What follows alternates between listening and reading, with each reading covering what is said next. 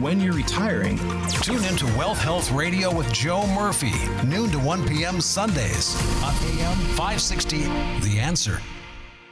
Okay, this basement is unreal. You've got a bar, theater seats. What is this place? This is my escape. Forever Remodeling custom designed the whole thing. Not 1 square foot is wasted. Man, mine still has a treadmill and a folding table. Their designers asked a ton of questions. I wanted the ultimate game day setup. They delivered. Bar, big screen, sound that shakes the walls. Visit Forever Remodeling today at foreverremodeling.com. That's the number 4, everremodeling.com. And tell them AM 560 sent you. News, opinion, insight. This is AM 560, The Answer. WIND, Chicago. Streaming at 560theanswer.com on the AM 560 mobile app. Or tell your smart speaker to play The Answer. They got him. I'm Dave Anthony, Fox News. The suspect in a double murder on an Arkansas hiking trail, ending a 5-day manhunt. Arkansas State Police special agents have arrested James Andrew McGann, 28, of Springdale. He's been charged with 2 counts of capital murder in the deaths of Clinton David Brink and Kristen Amanda Brink. State Police Colonel Mike Hager. The Brinks were killed at Devil's Den State Park on Saturday when they were hiking with their young daughters, aged 7 and 9. Now, they were not harmed, but did lose their parents, and they're being cared for by family. Fright on a flight. 25 people are injured after a Delta flight from Salt Lake City to Amsterdam struck severe turbulence mid-flight, and the plane was forced to make an emergency landing in Minneapolis. Passenger aboard the flight telling Fox 13 that the plane made the sudden drop as flight attendants were in the aisle with serving carts, sending them into the air. The passenger also said there were several other severe dips before the plane finally landed. That's Fox's Sue Guzman. The day before new U.S. tariffs take effect on imports from countries worldwide, South Korea makes a trade deal that'll set a 15% tariff. That's less than the one President Trump had threatened. He posted on Truth Social, South Korea will buy American energy and give the U.S. $350 billion in investments in the country that President says he would select himself. And he says the tariff on India will be 25%, calling their trade barriers onerous. We're negotiating right now, and it's also BRICS. You know, they have BRICS, which is basically a group of countries that are anti the United States, and India is a member of that, if you can believe it. It's an attack on the dollar. Now, the president's not happy the Federal Reserve held off cutting interest rates like he'd been demanding. Fed Chairman Jerome Powell cited tariffs as a concern, expecting them to lead to more inflation. And we know from surveys that companies feel that they have every intention of putting this through to the consumer, but, you know, the truth is they may not be able to in many cases. America's listening to Fox News. Stay on top of the latest forecast with America's Weather Team in the palm of your hands. Here's the latest from America's Weather Center. It's Fox weather updates throughout your busy day, every day. That heat's going to be out there for one more day. Temperatures being 30 degrees above average. Put the power of over 100 meteorologists and the worldwide resources of Fox in your hands with the Fox Weather Podcast. Precise, personal, powerful. Subscribe and listen now at foxnewspodcasts.com. Connect to Fox News Audio on the Fox News app. Listen to hear your favorite hosts like Brian Kilmeade, Jimmy Fallon, and Guy Benson standing up for what's right, live and via podcast. Just click listen, then swipe right and hear the latest news updates on your time. And scroll down to hear the latest podcasts from Fox News. And it's even easier to listen in the car with Apple CarPlay and Android Auto. Get programming alerts and notifications. Fox News Audio is on the Fox News app. The voices America trusts. Download it now. While some Democrats resist and protest the Trump deportation agenda, Immigration and Customs Enforcement is looking to ramp up the raids to round up those here illegally, looking for more agents. Borders Czar Tom Homan tells Fox. Choice is making America safe again. We are prioritizing the worst in this country. We're removing national security threats every day. The recruitment efforts promise maximum signing bonuses of $50,000, student loan repayment and forgiveness options, and enhanced retirement benefits, with much of the funding provided by the recently passed Big Beautiful Bill. New recruitment posters feature pictures of President Trump and DHS Secretary Kristi Noem and read, "Defend the Homeland. Join ICE today." Homeland Security has aggressively recruited throughout this summer. This is a portion of a video released in June seeking candidates for the Customs and Border Patrol. We are the front line of whoever is coming in, whatever is coming in. Border security and removing illegal aliens from the country has been a focal point of the administration since the president took office. Kevin Uretsky, Fox News. There is a new ICE-related lawsuit. After the Maryland congressional delegation were denied entry to a Baltimore ICE processing facility on Monday, and now a coalition of Democratic lawmakers is suing the Department of Homeland Security, citing the agency's new policy requiring them to give a week's notice before any visit. Fox's Chanley Painter, an American service member, remains missing at sea but presumed dead. The Navy ending the search for a sailor assigned to the USS George Washington after reports that he possibly went overboard while the ship was sailing north of Australia. The search effort involving the carrier's strike group as well as the Australian military. The Navy withholding the sailor's name pending next of kin notification. The USS George Washington was carrying out its first patrol since returning to Japan in 2024. Chris DeMeo, Fox News. On Wall Street, stock futures are rising. I'm Dave Anthony, and this is Fox News.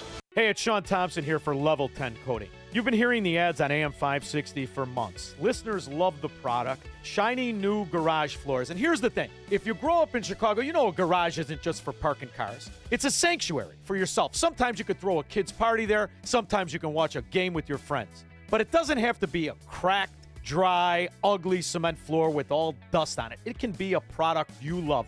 That's what Level 10 Coating delivers. Level 10 Coatings makes it someplace you'll want to be all the time. Level 10 Coatings, you can call now for a free quote at 855-510-2628. The number again, 855-510-2628. It's not just garage floors either. It's anywhere you want to make the cement feel more than cement at level10coatings.com. That's level, the number 10, coatings.com. Big or small, we coat them all. Level 10 Coatings, your custom concrete coating solution.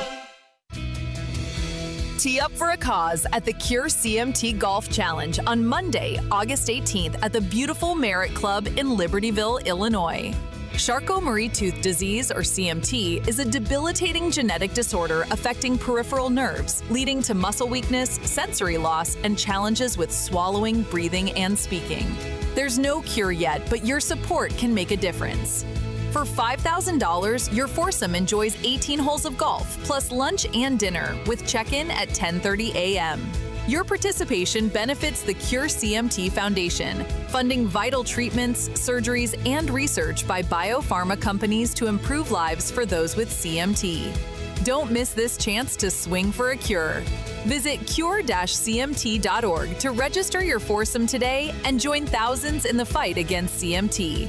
Cure CMT Golf Challenge at Merritt Club. Play golf, change lives. When it comes to industrial coating and finishing, cutting corners isn't an option.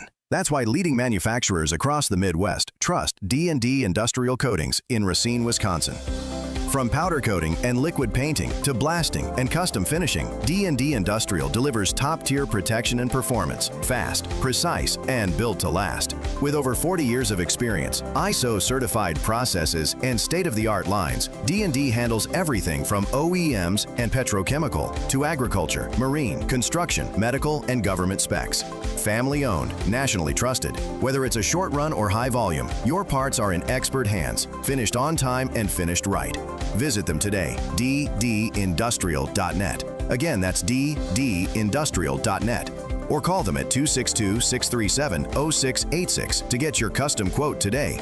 Again, that's 262-637-0686. D&D Industrial Coatings. Engineered to protect.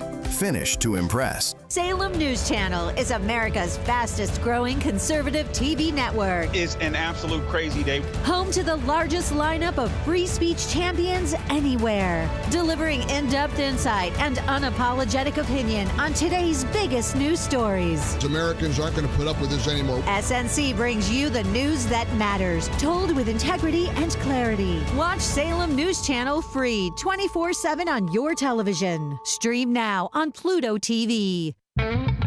Join John Anthony, host of Black and Right, for a cruise on Lake Michigan, Saturday, September 6th. Come aboard the luxury yacht Free Spirit for a fun afternoon with fellow AM 560 listeners. Enjoy great food and beverages and be a part of the live broadcast of Black and Right with John Anthony. Tickets are on sale now at 560theanswer.com/cruise. That's 560theanswer.com/cruise. It's July 31st, and this is your Fox Daily Snapshot. Today is National Avocado Day. This superfood is not simply the main ingredient to your favorite guacamole recipe. Avocados are rich in healthy fats, which make them the perfect addition to any meal or as an alternative to spreads on toast or sandwiches. The ancient Aztecs would beautify their skin using avocado masks, a practice which made its way into the modern cosmetic industry in the early 20th century. Also on this date, in 1994, longtime New York Yankee shortstop and broadcaster Phil Rizzuto was inducted into the Baseball Hall of Fame. The only reason that I'm here today, believe it or not, is because of you fans, my family, my relatives, and all my friends. Scooter was joined by Philadelphia Phillies pitcher Steve Carlton. If it's your birthday today, you share it with actor Dean Cain, born in 1966. I'm Tushar Saxena, and that's your Fox Daily Snapshot. Are you prepared for the Illinois estate tax? If your estate is worth over $4 million, your heirs could face a tax bill of up to 16% when you pass. Financial advisor Scott Tucker and the team at Scott Tucker Solutions can show you ways to potentially reduce or even eliminate that burden. One strategy is to start gifting assets during your lifetime to lower the taxable value of your estate. Another option is setting up irrevocable trusts, which can shield wealth from estate taxes. Charitable donations and life insurance policies can also be smart tools to offset tax liabilities. Planning ahead, though, is key. Without a proper strategy, your family could be left paying more than they need to. Don't wait. Call Scott Tucker and the team at Scott Tucker Solutions now to help protect what you've worked so hard for. 847-474-3888 or go to 560retirement.com. That's 847-474-3888 or go to 560retirement.com. Investment advisory services made available through AE Wealth Management, LLC, a registered investment advisor. Firm may not give tax advice. A great smile can make you feel happy and confident. So when you consciously conserve your teeth, that glowing smile will show through. At Best Dental Group, doctors Economos, Gay Vallis, and their staff are ready to help you create that perfect look or maintain the one you have now. Along with general dentistry, Best Dental Group is a multidiscipline practice with an orthodontist, periodontist, and prosthetic specialists on site. They use the newest breakthroughs in dental technology such as titanium implants, Invisalign clear braces, and laser treatments. Don't let fear get in the way. They can recommend sedation to make your experience as comfortable as possible. Best Dental Group is located in historic downtown Bartlett and is a multilingual office. Call 630-830-4930, 630-830-4930, or visit bestdental.org. Best Dental Group, sharing your conservative values and helping you to conserve your teeth. This is a special alert during this window replacement season. Don't get tricked by the cheapest offers and gimmicky ads. Now's the time to see and feel the difference of high-performance windows from Valdecas. When it's time to consider new windows, siding, and doors for your home, you need to look no further. Sebastian Gorka here to tell you about Valdecas. Valdecas has been the trusted name chosen by thousands of homeowners, and they should be your number one choice too. But what's really behind the name Valdecas? Over 25 years of a team dedicated to providing you with the best customer service experience and products that truly bring value to your home. They are a Pella Platinum Elite Status certified contractor for a reason. They have an A+ rating with the BBB, as well as high ratings and positive reviews on both Google and Houzz. Schedule your free in-house consultation at valdecas.com. Ask about their exclusive manufacturer warranties and their 10-year workmanship guarantee. Don't wait. Book today at valdecas.com. For the best in class, it's Valdecas. I'm worried about Mom. She's having a tough time moving around the house. Oh, I know. She still thinks she can do everything on her own. Exactly, but I've been over there every day this week, helping her navigate the stairs, cooking meals, reminding her to take her medicine. I'm always nervous when I leave. You know what? I admire you for taking care of Mom. But your family needs you too. And what if she slips and falls? A friend recommended the caregivers at Senior Helpers of Naperville Southwest. They service Cook, DuPage, Kane, and Will counties. They guarantee compatibility and they'll conduct a free safety assessment of her home. Plus, they'll provide as little or as much care as Mom needs. Senior Helpers of Naperville Southwest, offering both hourly and live-in care. Schedule a free assessment today by calling 331-281-0728. That's 331-281-0728. Again, that's 331-281-0728. And tell them AM 560 sent you. Senior Helpers of Naperville Southwest. Senior care, only better. Did you know that AM 560 Radio has a full-service digital marketing division called Salem Surround? If you're a business decision maker, listen up. AM 560 listeners are everywhere your potential audience is. So are our incredible targeting capabilities. We localize digital marketing and put it within reach of every business, small and large, in Chicagoland and beyond. Salem Surround offers AI-powered marketing solutions that reach your ideal audience. Whether or not you tap into the proven live, local, and emotional connection that AM 560 Radio brings, Salem Surround offers a total marketing solution to our partners. All-in-one digital solutions that provide targeted local digital and social media ads, Google AdWords management, website services, video strategy, search optimization, and even a management dashboard to offer you total campaign updates and transparency.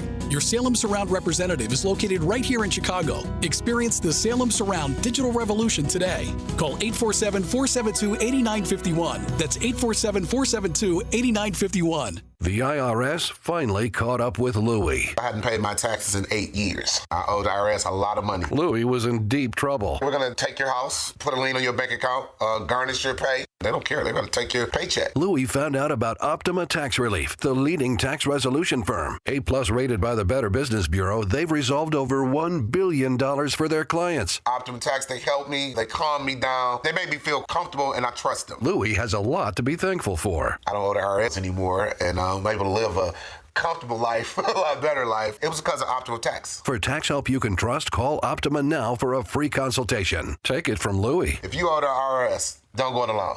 Give Optima Tax a call. They can help you. Call 800-965-1433. 800-965-1433. 800-965-1433. Optima Tax Relief. Testimonial from an actual client. Some restrictions apply. For complete details, please visit OptimaTaxRelief.com. Experience a luxurious summer when you visit Trump International Hotel and Towers, Chicago, a Forbes Travel Guide 5-star hotel. Take in stunning views of the Chicago skyline from the heart of the city, steps away from the iconic Magnificent Mile and the revitalized Riverwalk. Treat yourself to exquisite dining at Terra 16 Restaurant and Rebar Lounge, overlooking the Chicago River and Lake Michigan. Catch the Navy Pier fireworks display from Terra 16's patio on Wednesdays and Saturdays all summer long.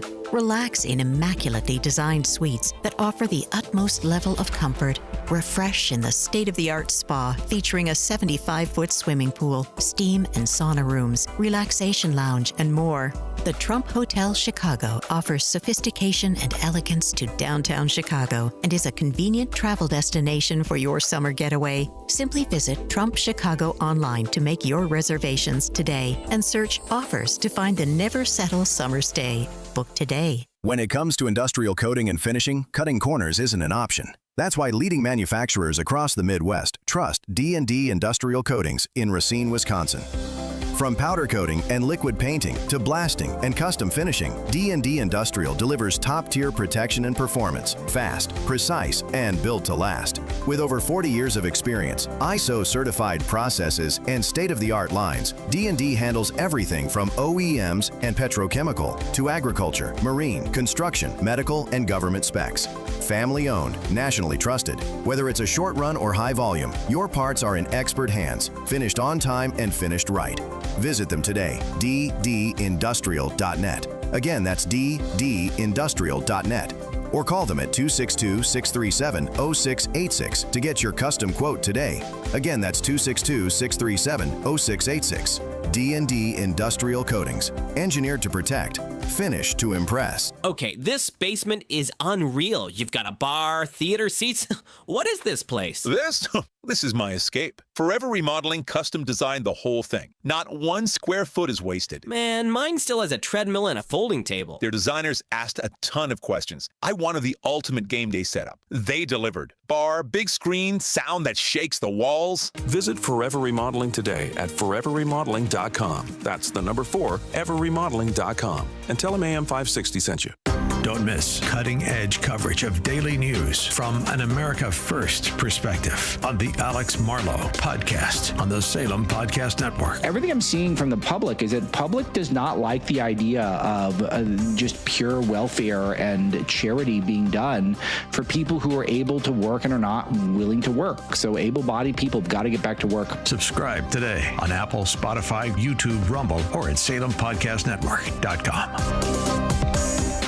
Hey, heard you're getting ready to move. We just listed our house on the market. Just make sure you have the right attorney. Doesn't the real estate agent take care of all that? They stay involved, but you want to make sure you have a great lawyer that's negotiating the terms, helping resolve inspection items, clearing up title issues, preparing the deed and other documents, and attending the closing.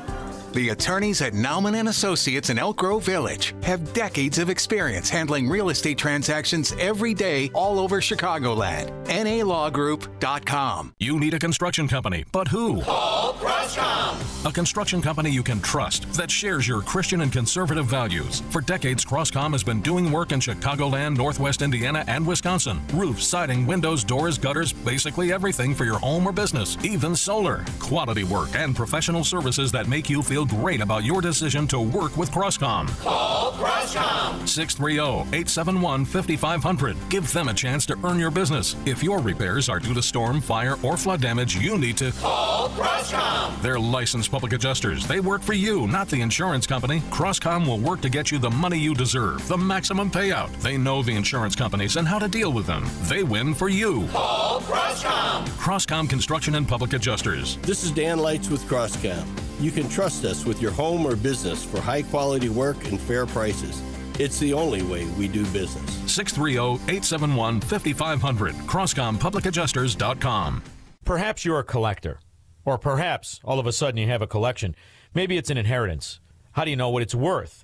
This is Sean Thompson for Donley Auction. The market for antiques and collectibles is changing all the time. What is your collection worth right now?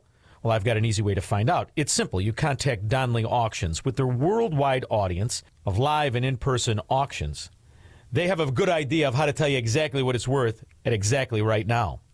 They're ready to put top dollar in your pocket. The bigger the collection, the better. Go to DonleyAuctions.com and get the info on all things that they buy and sell to have an idea of exactly what Donley does and how much they need your collection. They have so many buyers, it's a great time to sell. Just simply make a phone call.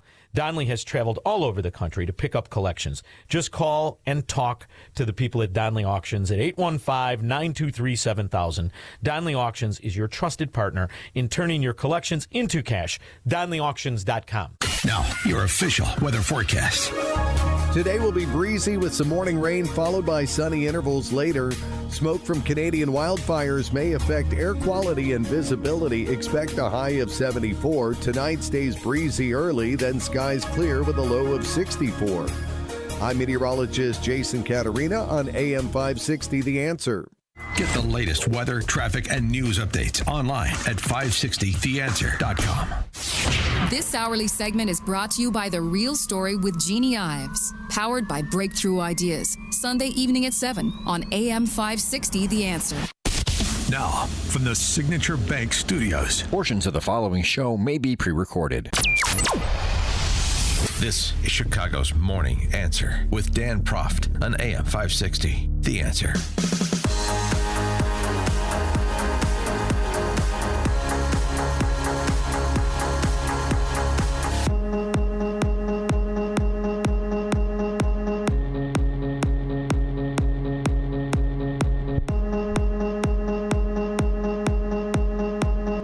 Top of the morning, Dan Proft here, and yesterday we updated the beatings in Cincinnati over the weekend. Frankly, it's a mob of black adults that beat up a white dude and a white woman. Pictures posted of that single mom that Vivek Ramaswamy, running for governor in Ohio, had spoken with and reported on that. Pretty brutal pictures. She got messed up pretty good. Well, you saw her get sucker punched right in the face, knocked out cold, lying on the street. The police chief was sort of the center of attention over the last day or so because she complained, Teresa Thici is her name, and she complained that what was lacking from the videos that were taken and subsequently went viral was context. And she sort of chastised these quote-unquote journalists on social media posting videos that don't tell the whole story. This is in pertinent part what Police Chief Thici had to say. Another topic I want to cover real quick. Social media and journalism and the role it plays in this incident. And yes, guys, that's you. That is you. Social media, the post that we've seen, does not depict the entire incident. That is one version of what occurred. At times, social media and mainstream media and their commentaries are a misrepresentation of the circumstances surrounding any given event. Okay, Chief. Well, yesterday there were arrests made. 3 individuals, 2 black men, 1 black woman, appeared in court. And this is Fox News reporting on those 3 individuals charged in these beatings. And listen to the characterization of one of Police Chief Thieche's guys, a detective on the case, in terms of what he ultimately determined about what happened. A brutal beating in downtown Cincinnati early Saturday morning. The horrific video showing a white man being repeatedly punched and kicked by a group of black men and women. Then you see a woman knocked out cold with blood on her face. Now 3 suspects making their first court appearance to face charges including felony assault and aggravated rioting. With detectives revealing new, disturbing details about the case. So this is more kind of like an ambush as to Mr. Merriweather's involvement in this. We believe that he coordinated this with Mr. Matthews. The accused were granted bond as their defense attorneys argued there's more to the story than the now viral videos. Cincinnati police have only said alcohol played a significant role and that they're still investigating what led up to the fight, where police leaders say only 1 person called 911 in a crowd of about 100 people. I do not accept this one incident that we had this past weekend, and I'm definitely not going to let it define us. Ohio Senator Bernie Moreno said in a statement that the FBI has launched an investigation, as some in the Trump administration have suggested race was a factor in the brawl. But Cincinnati's Democratic mayor has said there's no evidence to support that claim. Cincinnati police have said there will be more arrests. We'll see. Yeah, there's no evidence to support that claim yet. So I just going back to Police Chief, Chief Thieche, would you like to revise and extend your comments? It turns out that, at least according to the representations police made in court, that if anything, those videos that went viral that you were complaining about understated the case, not overstated the case, in terms of the barbarism that was on display over the weekend in Cincinnati, right? Coordinated? Alcohol was involved. Okay. But the insinuation clearly was, well, maybe there's was some instigation and it drew this response, and the response was not proportional, but we need to get all of the mitigating circumstances addressed. Doesn't sound like there were mitigating circumstances. It sounds like, per the representations made by Cincinnati police in court, there were aggravating circumstances. 312-642-5600, turnkey.pro answer line and text line. Here's another aggravating circumstance. A member of the Cincinnati City Council, a black woman named Victoria Parks, responding on social media to people commenting on this and suggesting that maybe the suspects in court yesterday were overcharged. At least Cincinnati still has bail, so maybe instead of just the blanket pretrial release that they would have enjoyed in Chicago or Illinois generally, thanks to the Pritzker Purge law, at least they're more likely to show up for their trials in Cincinnati, if it gets that far. But anyway, back to Victoria Parks, responding to this question of the charges filed against these 3 so far, and as you heard from that Fox News reporter, with more arrests expected. Victoria Parks saying, They begged for that beatdown. I am grateful for the whole story. They begged for the beatdown. I'm grateful for the whole story. Huh. That's an interesting response from an elected official, particularly given the circumstances. 3 people are under arrest, charged with felonies. Police are saying that there was some coordination involved, like it was intentional and not reactive. It was premeditated. They begged for the beatdown. I'm grateful for the whole story. That while the police chief is revising and sending in her marks, would the mayor of Cincinnati like to revise and extend his? The stories you need to know to start your day. This is Chicago's Morning Answer on AM 560. The Answer. At Signature Bank, going the distance for business banking customers is what we do every day. We understand that business owners have a strategic mission, a drive to succeed, a plan for growth, and don't have time to wait for a bank to respond. With Signature Bank, you not only have a banking partner that has roots right here in Chicago, but our decisions are made locally too. Signature Bank knows that when you have a question or problem about your business, you want answers. You need someone who will pick up the phone or respond to your text. You need someone who is always there for you. That's Signature Bank. We are a team that wants to get to know you and your business. Want to be Signature Bank's next success story? Give us a call today at 773-467-5630 or visit us online at signaturebank.bank. Member FDIC Equal Housing Lender.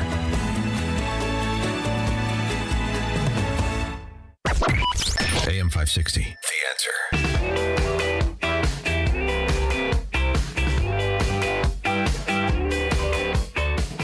Top of the morning, Dan Proft here. Coming up at 5:38, we'll go from one identitarian political mess to another, Cincinnati to New York. The front-runner in the race for mayor, Zoran Mamdani, queried about his positions on defunding the police and eliminating a special unit within NYPD after that Midtown Manhattan mass shooting this week. We'll hear what he has to say, and we'll hear what Treasury Secretary Scott Bessent has to say about what Mr. Mamdani has been having to say. That's all at 5:38. Now we check the headlines. Good morning. It's 69 degrees in Chicago in the AM 560 The Answer newsroom. I'm Nikki Whaley. The Federal Reserve is leaving interest rates unchanged. It comes as President Trump has publicly pressured Fed Chair Jerome Powell to lower rates. Shortly before the Fed announced its decision, Trump said he heard Powell will cut interest rates at their next meeting. I hear they're going to do it in September, not today. For what reason? Nobody knows. He also again said Powell's decision to not cut rates is costing the economy hundreds of billions of dollars. Powell's term is up in 9 months. It's the 5th straight time that the central bank has kept rates steady. I'm Mark Mayfield. A new study claims children who get a smartphone before the age of 13 have a higher suicide risk than other children. Researchers in Virginia tracked over 100,000 smartphone users between the ages of 18 and 24 and found those who had smartphones before the age of 13 showed much higher rates of suicidal thoughts and emotional issues. It found girls were especially affected, with 48% of those who got phones at an early age reporting suicidal thoughts. It also showed the impact of early smartphone use was worldwide, but that English-speaking countries reported the most severe effects. I'm Tammy Trujillo. This report is sponsored by Payday. Hardworking people need a hardworking candy bar packed with peanuts and filled with golden caramel. Payday is definitely working hard for you, so grab one to power you through your day. Payday Peanut Caramel Bar. Get to it. Chicago's Morning Answer continues next. Town Hall News, where conservative voices cut through the noise from breaking headlines to fearless opinion. We report what matters without apology. Written by people who actually believe what you believe. Town Hall tells the stories the corporate press buries, from President Trump to Capitol Hill, from pivotal elections to your everyday lives.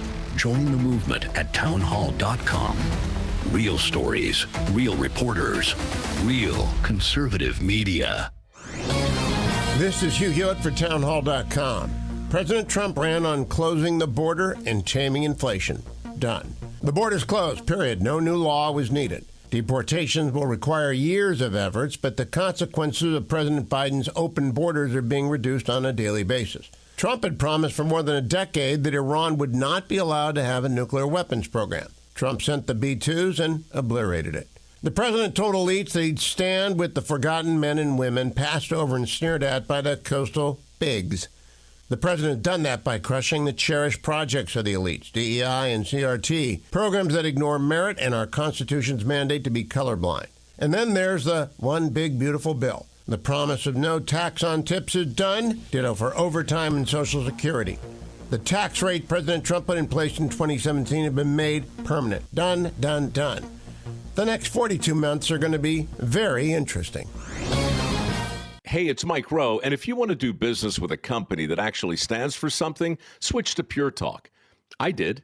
Sure, I appreciate being on America's most dependable 5G network with unlimited talk and text for just $20 a month. But what I really appreciate is Pure Talk's commitment to our military and to our skilled workforce. That matters to me. Save 50% off your first month when you dial pound 250 and say keyword Mike Rowe. Pure Talk, a wireless company that actually stands for something.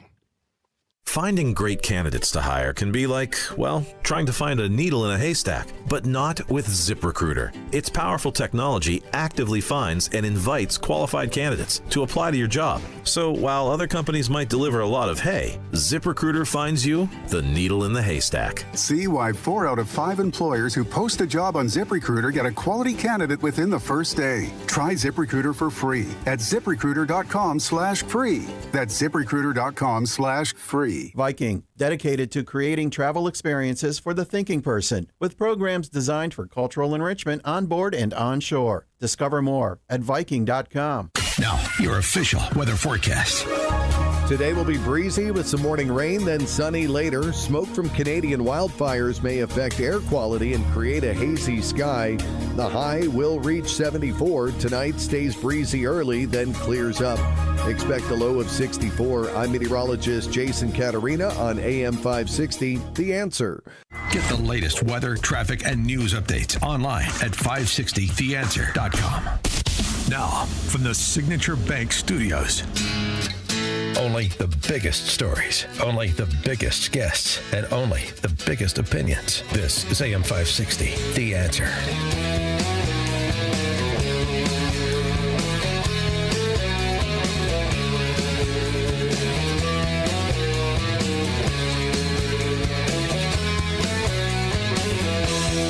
Top of the morning, Dan Proft here. Like Karen Bass returning from Ghana to address the wildfires. Zoran Mamdani has returned from Uganda. I guess he got married out there. Is that what I saw? Anyway, he is back to address the mass shooting in Midtown Manhattan.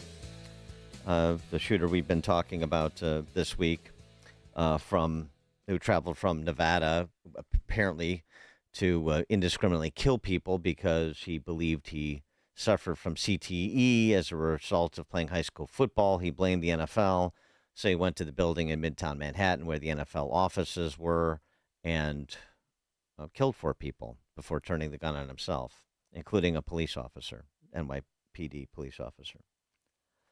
So Mamdani, given his antagonistic attitude toward police, was asked about his position in light of what happened this week as it pertained to the police generally, but specifically whether or not he still favors eliminating the New York Police Department's Strategic Response Group, because in point of fact, it was the New York Police Department Strategic Response Group that responded to the mass shooting this week.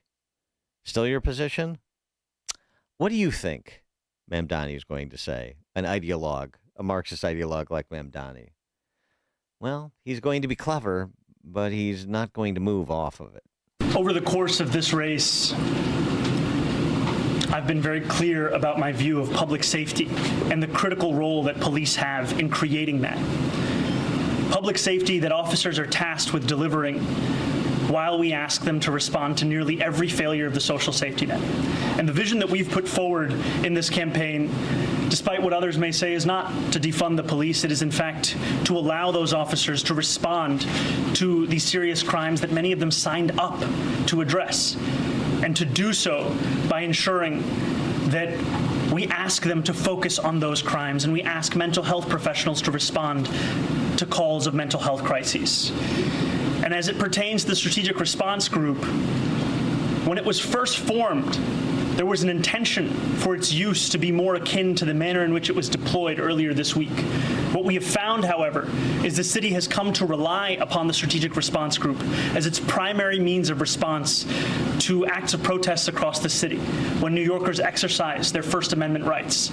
And that decision in asking the members of that unit to respond to protests, as opposed to what was the stated reason, is a decision that has led to the violation of a number of New Yorkers' civil rights, and it's a decision that has been the basis of my critique of the use of the group towards that end. And what I would also say in this moment... Then he went on to talk about how he met with the father of the slain New York City Police Department officer and had this embrace as the father broke down in his arms and so forth. The police officer was a Bangladeshi immigrant in this country legally. You have to say that even when you're talking about police these days, because of all these sanctuary jurisdictions, we talked about the illegal immigrant from Jamaica who was on a police force in a small community in Maine. Oh boy. Anyway, Mamdani's slick, isn't he? Pretty slick. At least he thinks he is. But that answer that he gave, completely disingenuous. First of all, Mr. Mayor wannabe, the idea that the Strategic Response Force has engaged in some excesses. Let's say that's true. And so you want to disband it. Well, is that because what it was originally envisioned to do, which is focus on serious crimes, respond like they did this week to a mass shooting event?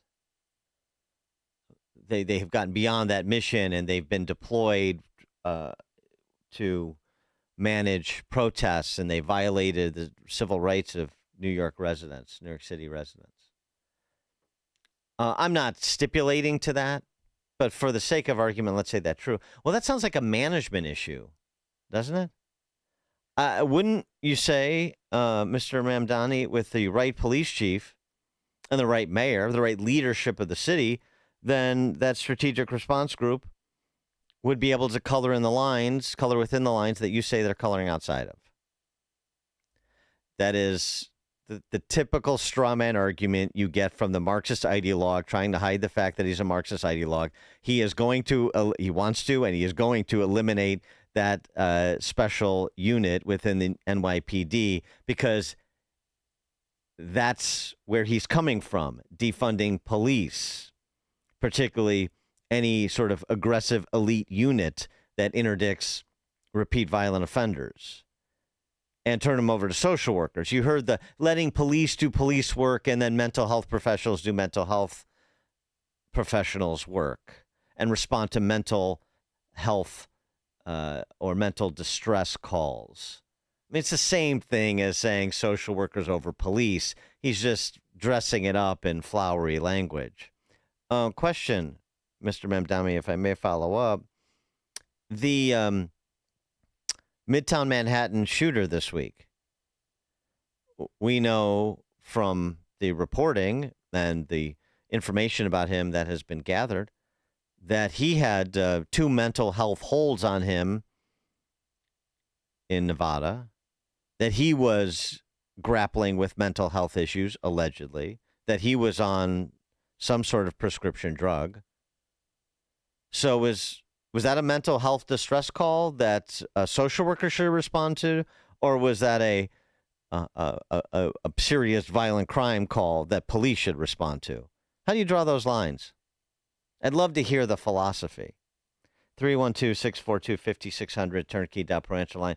So that's another sort of classic center cut case of where big city America is. On the one hand, you have the governor talking about resuscitating a vestigial assault weapon ban that was completely ineffectual, completely without point, particularly in the context of the ubiquity of sport rifles and arms in private hands in this country, including in New York City, including in New York State. So there's where Kathy Hochul is. And at the city level, you have this sort of sophistry from a defund the police political ideologue.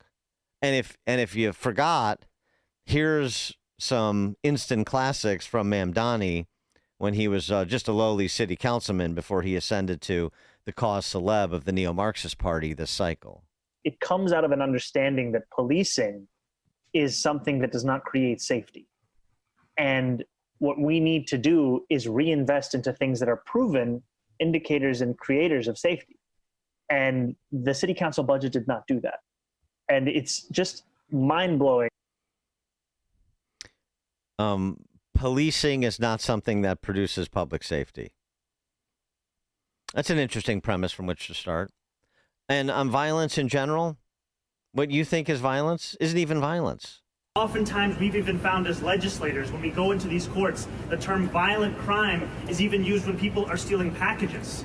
Violent crime is even used when people are accused of burglary and there happens to be a housing unit in that same dwelling. So violence is an artificial construction. And we have to be very clear that what is happening here with these district attorneys, that is violence. That is violence at the highest degree.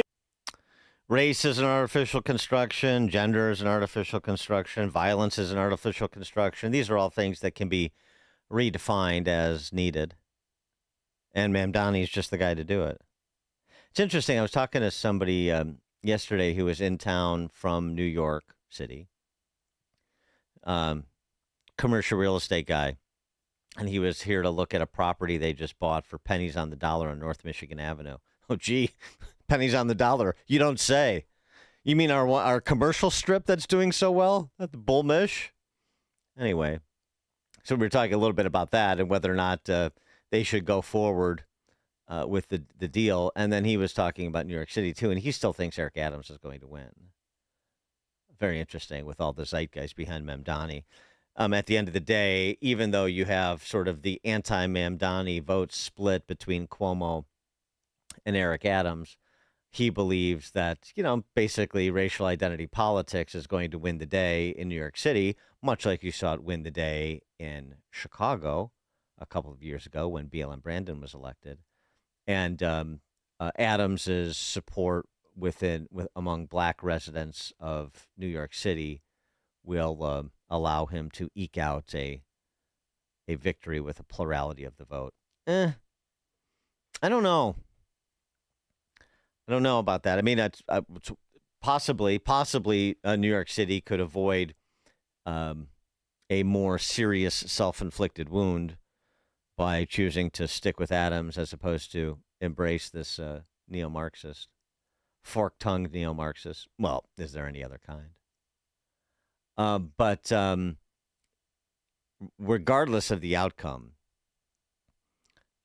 I mean, it tells you where the energy is in that party, and it's not just in New York City. Again, Omar Fattah, running for mayor of Mogadishu, Minneapolis, well, he's got almost as many instant classics as Mamdani, particularly when it comes to police. The reforms that were promised in the wake of the George Floyd killing, he's not satisfied.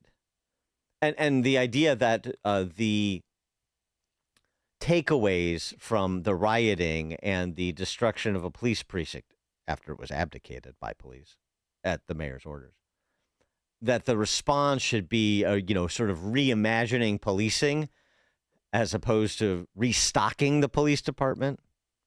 Starting from the wrong premise, you get the wrong conclusion.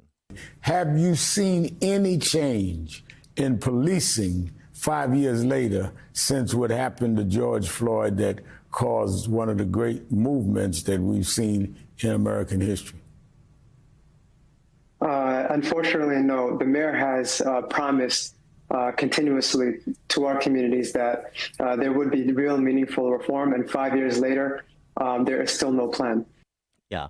Soy boy Jacob Frey, the incumbent mayor, who, knelt at the casket of George Floyd and wept and, gave the abdication order and gave the stand down orders. And it couldn't be more of a feeble identitarian political hack. Not far enough left in Minneapolis. You need somebody who's really committed, like Omar Fattah. Just like these sort of creatures of the machine or a bygone era that pantomime identity politics, like Andrew Cuomo or Eric Adams, on again, off again, sort of promiscuous about their commitment. No. We have to have somebody that's fully committed. Mamdani. That's where it's going in big city America, until and unless someone like that is knocked off their perch or their path to office. George in Naperville. Yeah, Stan, it sounds like these big cities need to do a lot of hiring with people who can interpret what is serious with regard to crime. Yeah, there's going to be a lot of need to, I don't know, train dispatchers to make those judgment calls about whether or not to send a social worker or an elite police unit. Scott Bessent did a little confab in conjunction with Breitbart News, and he talked on the other side of the Mamdani issue, of course, the economic side. He had an interesting point about why there is this prospect of Mamdani's ascendancy in New York. Why are we on the verge of Caracas on the Hudson in New York? Why is this guy getting traction? Because young people are disillusioned with the system. So when you do this, you make everyone a shareholder.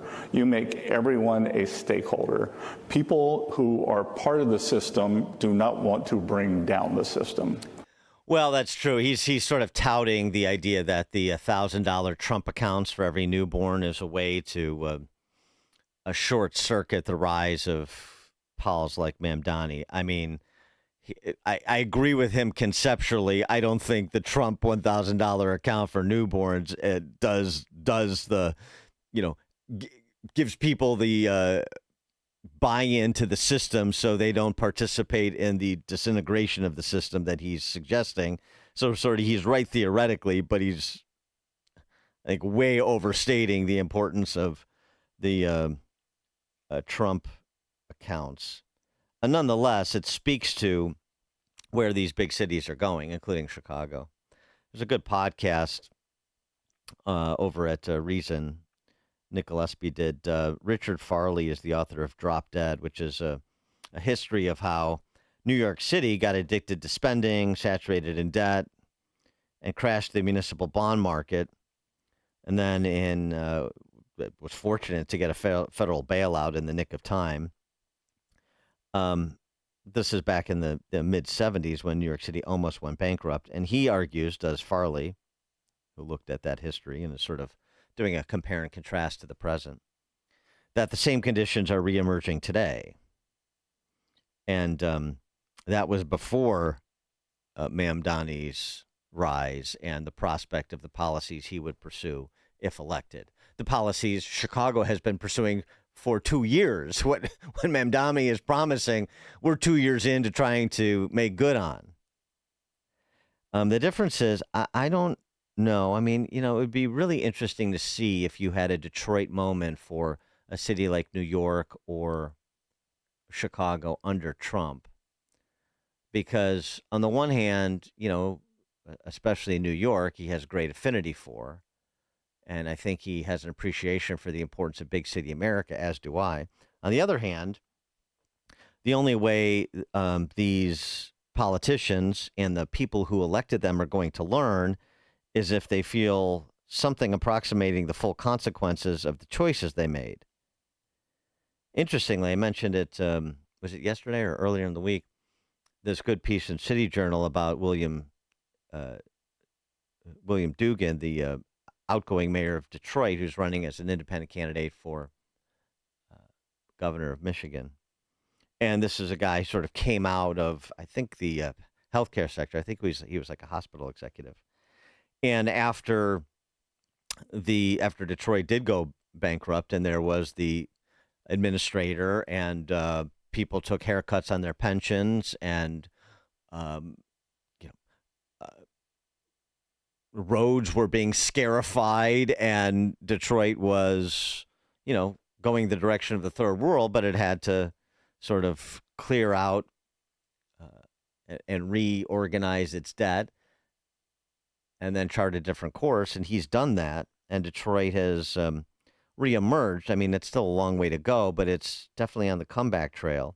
The trajectory of Detroit is, frankly, much more positive than the trajectory of Chicago or New York at present.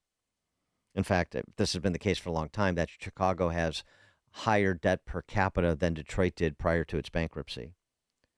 But it would be interesting to see how Trump would react if he would let New York or Chicago sink or swim on their own, pension obligations and everything else, or he would intercede and whip Republicans to intercede in order to provide some sort of softer landing and facilitation with reorganization in Chicago and New York to salvage things like police and fire pensions, which may very well need to be salvaged in Chicago in the not too distant future. It's going to be very interesting to see how this plays out, and if and when some big city electorates, whether in Cincinnati or New York or Chicago or Minneapolis, at some point regain their wits. The more you listen, the more you'll know. This is Chicago's Morning Answer. Morning Answer on AM 560. The Answer. At AlmostFreeTeeth.com, they're dedicated to making smiles great again. If you have medical PPO insurance, find out how you could save 90% off on average to get a beautiful dental implant-supported smile. Check if you qualify right now at AlmostFreeTeeth.com. My friend Paula just remodeled her kitchen. I feel bad. It's so bland. Yeah. Everyone's using the same templated designs these days, or just refacing cabinets. Let's check out Forever Remodeling. They do full and custom kitchen remodels from the ground up, just for us. It'd be nice to have a kitchen that's truly ours. Exactly. Don't get the same kitchen design as everyone else. Visit Forever Remodeling today at foreverremodeling.com. That's the number 4, everremodeling.com. And tell them AM 560 sent you. Sign up for the AM 560 Answer Advantage to get early alerts on event ticket sales, special discounts, and contest opportunities. Sign up today at 560theanswer.com/advantage. You know what really keeps me up at night? It's the criminals feel more and more bold. They have no fear of any consequences because there are none. So I did what anyone with a family should do. I called Goldilocks. They're not just some cookie-cutter security company. Goldilocks has been protecting Chicagoland homes and businesses for 4 decades, 40 years. And they actually listen. Their technician comes out to the house. He takes a look at what you need to make your house a smart home with a security system you can monitor from anywhere. It's built specifically for me and my family. Motion sensors, smart locks, cameras, monitoring, all customized. I don't trust anybody in Illinois to protect my family. I do it, and I did it by calling Goldilocks. I trust Goldilocks to keep my house, my property, and my family safe. Tell them Sean Thompson sent you, and Goldilocks will include 3 months free monitoring with any new installation. Call Goldilocks at 708-899-5600. That's 708-899-5600. Or visit them online at GoldilocksInc.com. Success is picking up extra shifts for your family. Now you want to be the boss. Success is getting your foot in the door. Now you want to take the next step. Success looks different to everyone, and University of Maryland Global Campus can help you reach your goals. And there's never been a better time to get started on your future. Apply now and save with no application fee. Classes start August 13th. As an accredited state university, UMGC has been transforming lives for over 75 years. With more than 135 undergraduate and graduate degrees and certificates, online and hybrid courses, personalized support, financial resources, and lifetime career services, achieving your dreams is more possible than ever before. Choose the program that's right for your career goals and get started on your next success. Get your application fee waived now. Classes start August 13th. Learn more at umgc.edu. Certified to operate in Virginia by Chev. Are you tired of exposing your retirement to stock market risk? How would you like the potential to participate in credited interest from market indexed returns and limit the downside? Join Mark Kohler for the Retirement and Income Radio Show, Sunday afternoons at 3. You can also call Mark now for your complimentary customized Retirement and Income Kit and Retirement and Income Book at 844-619-SAFE. Mark Kohler, protecting wealth since 1990. That's 844-619-7233. AM 560, The Answer.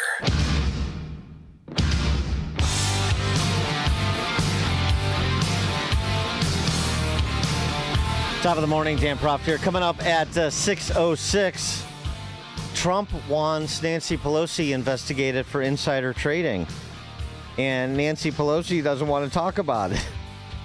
Very interesting. And frankly, it calls to mind something that once upon a time the D.C. press corps was actually interested in, how politicians use inside information to enrich themselves.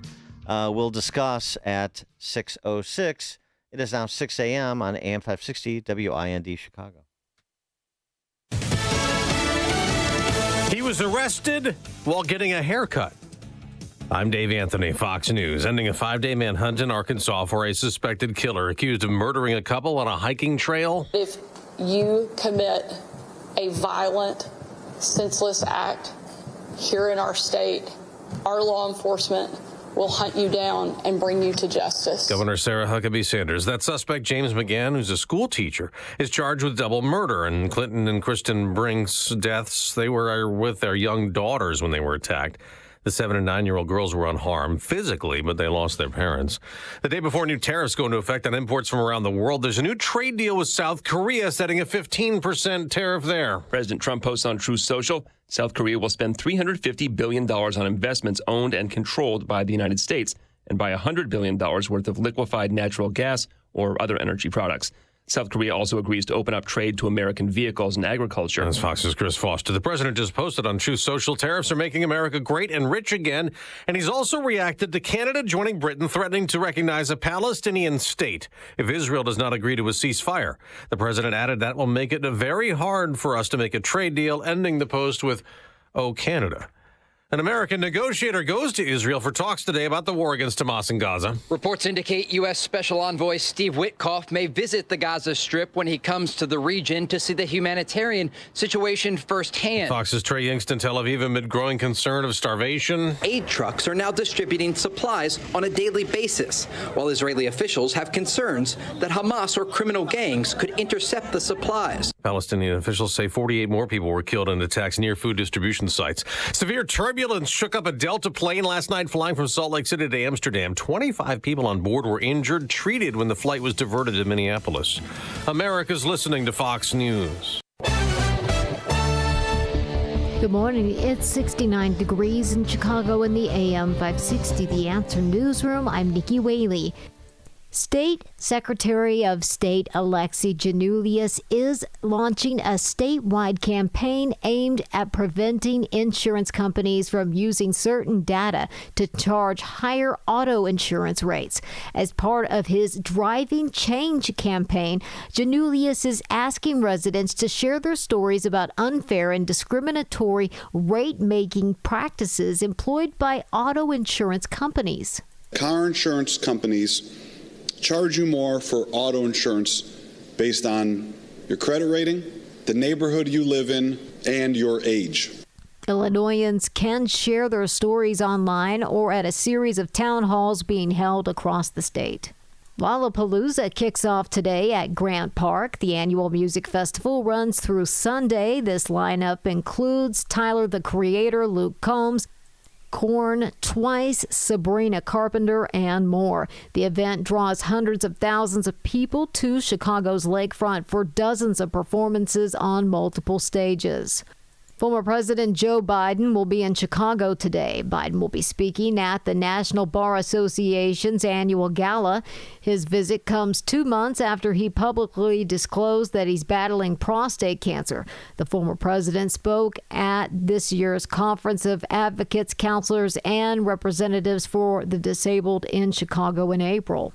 News is a service of Goldilocks, offering Chicagoland state-of-the-art smart security systems to protect your home or business. AM 560 listeners receive 3 months of monitoring free with new installs. Get peace of mind by calling Goldilocks at 708-889-5600. Again, that's 708-889-5600. A check of the roads coming up in 2 minutes on AM 560 The Answer. The biggest AM 560 event of the year is coming to Goebridge Farm in Pingree Grove on Friday, August 22nd.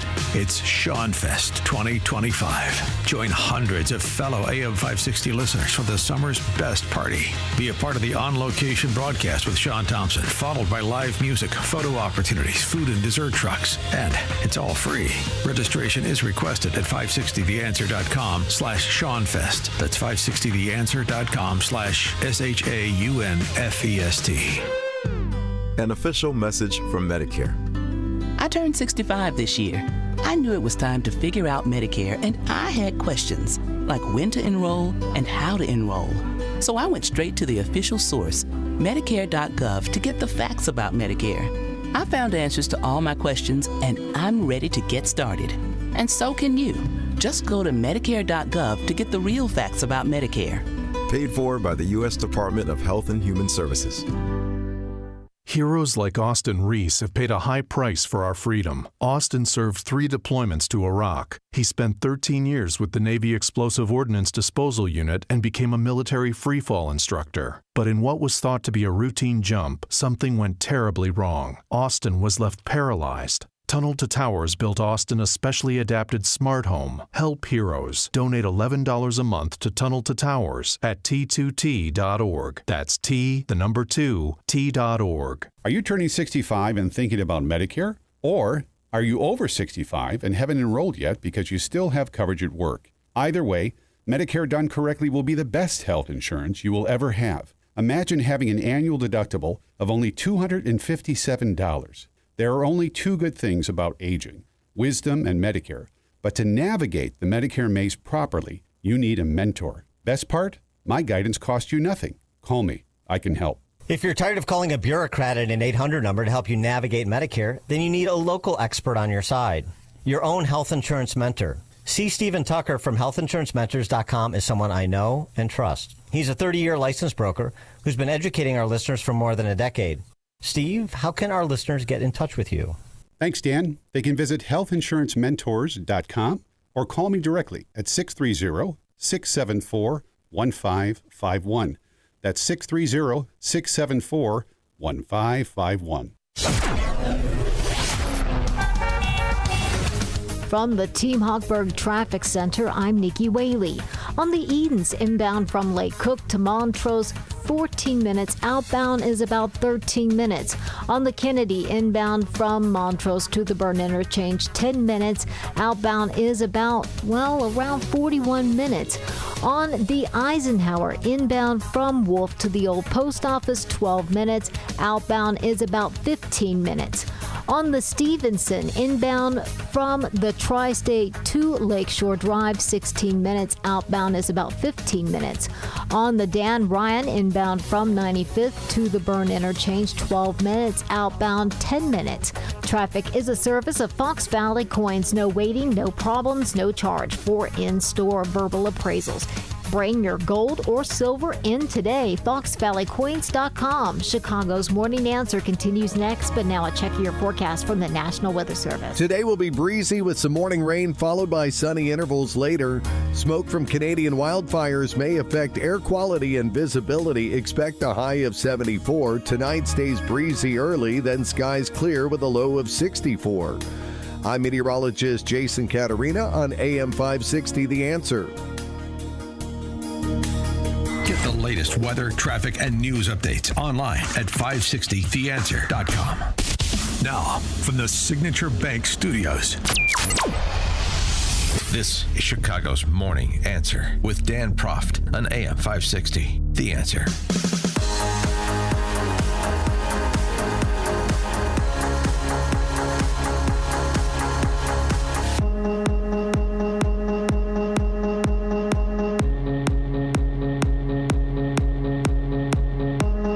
Top of the morning, Dan Proft here. Nancy Pelosi, the former speaker, you remember her.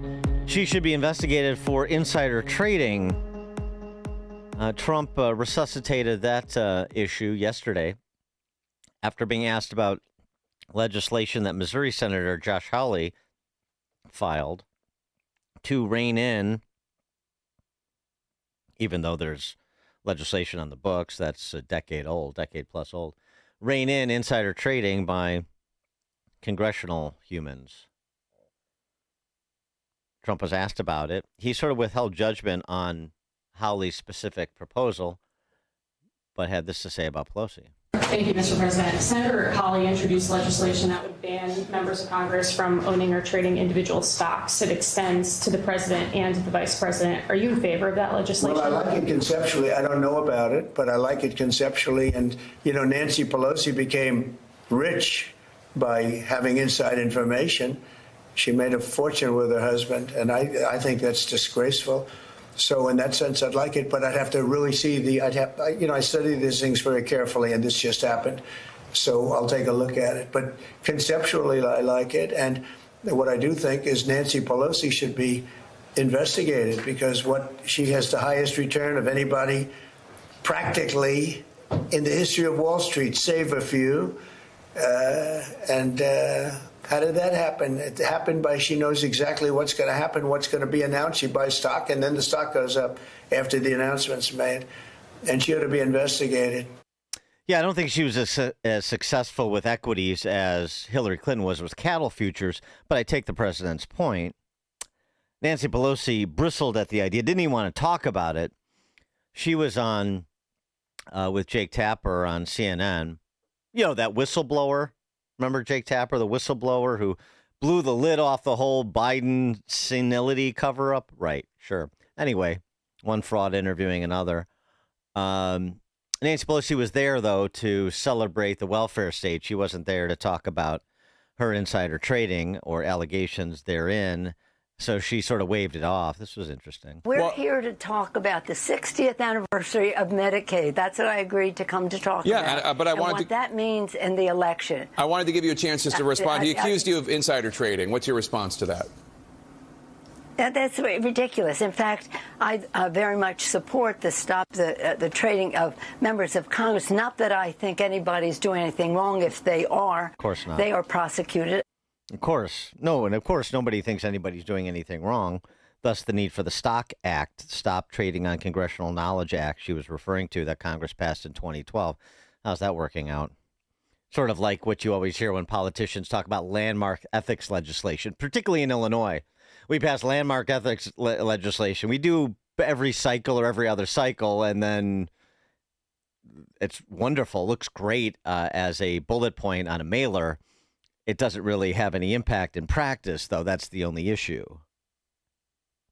It's funny because this was something that 60 Minutes took up way back in 2011 when they were a little bit more even-handed. They're still left, always left, but a little bit more even-handed. At least they would address bipartisan sleaze, like front-running insider information to enrich yourself, using your position as a public official to enrich yourself. And even if it wasn't illegal, certainly it's unethical. This was the point that Peter Schweizer made. Back in 2011, Steve Kroft, 60 Minutes, did a piece on this very issue.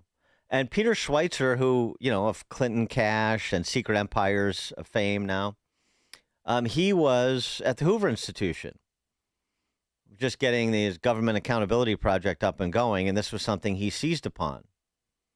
Rightly so. Take a listen.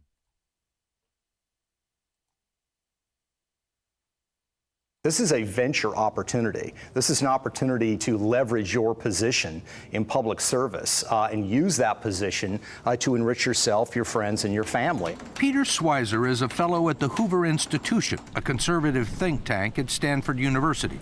A year ago, he began working on a book about soft corruption in Washington with a team of 8 student researchers who reviewed financial disclosure records. The results became a jumping-off point for our own story, and we have independently verified the material we've used. Schweizer says he wanted to know why some congressmen and senators managed to accumulate significant wealth beyond their salaries and proved particularly adept at buying and selling stocks. There are all sorts of forms of honest graft that congressmen engage in that allow them to become very, very wealthy. So it's not illegal, but I think it's highly unethical. I think it's highly offensive and wrong. What do you mean honest graft? For example, insider trading on the stock market. If you are a member of Congress, those laws are deemed not to apply. So congressmen get a pass on insider trading? They do. The fact is, if you sit on a health care committee and you know that Medicare, for example, is considering not reimbursing for a certain drug, that's market-moving information. And if you can trade stock off of that information and do so legally, that's a great profit-making opportunity, and that sort of behavior goes on. Why does Congress get a pass on this? It's really the way the rules have been defined, and the people who make the rules are the political class in Washington, and they've conveniently written them in such a way that they don't apply to themselves. 312-642-5600, turnkey.pro, answer line and text line. Investigate Nancy Pelosi. Use her as perhaps the poster girl for this scourge inside the Beltway. It's quite the long history. You know, Nancy Pelosi's net worth is estimated at certainly well north of $200 million. I don't think that was all accomplished on her salary as a congresswoman, even if you add the kicker in for her speaker salary. In March of 2008, the Pelosi's made a stock purchase. They got a special allocation of 5,000 shares of Visa at its IPO price of $44. At the very same time, Congress was considering legislation that would have hit credit card companies' profits. 2 days later, Visa stock price jumped to $64, netting a quick gain. And that credit card regulation that would have hit credit card companies' profits never made it to a vote in the House. No wrongdoing, but is that curious? If not criminal, is it unethical? The Stock Act that was passed after this 60 Minutes expose, there's a lot of interesting anecdotes there. You know, the legislators that were on financial services committees that had meetings with Hank Paulson and others before the market crash in 2008 and took evasive action after those meetings and before most of the rest of the country realized that we were about to go into a deep recession. So they made out while their constituents got hammered. That's the kind of thing I think that Royals people sort of inspire songs like the Rich Men North of Richmond. What the Stock Act did, force Congressmen to disclose their stock trades within 45 days, report transactions exceeding $1,000, refrain from trading on non-public information. But, are you ready for it? Sounds great. Well, that'll put an end to that. Landmark ethics legislation. You know what the penalty is for violating those rules? Disclosing stock trades within 45 days, reporting transactions exceeding $1,000, refraining from trading on non-public information. Well, the trading on non-public information is where all the money is made.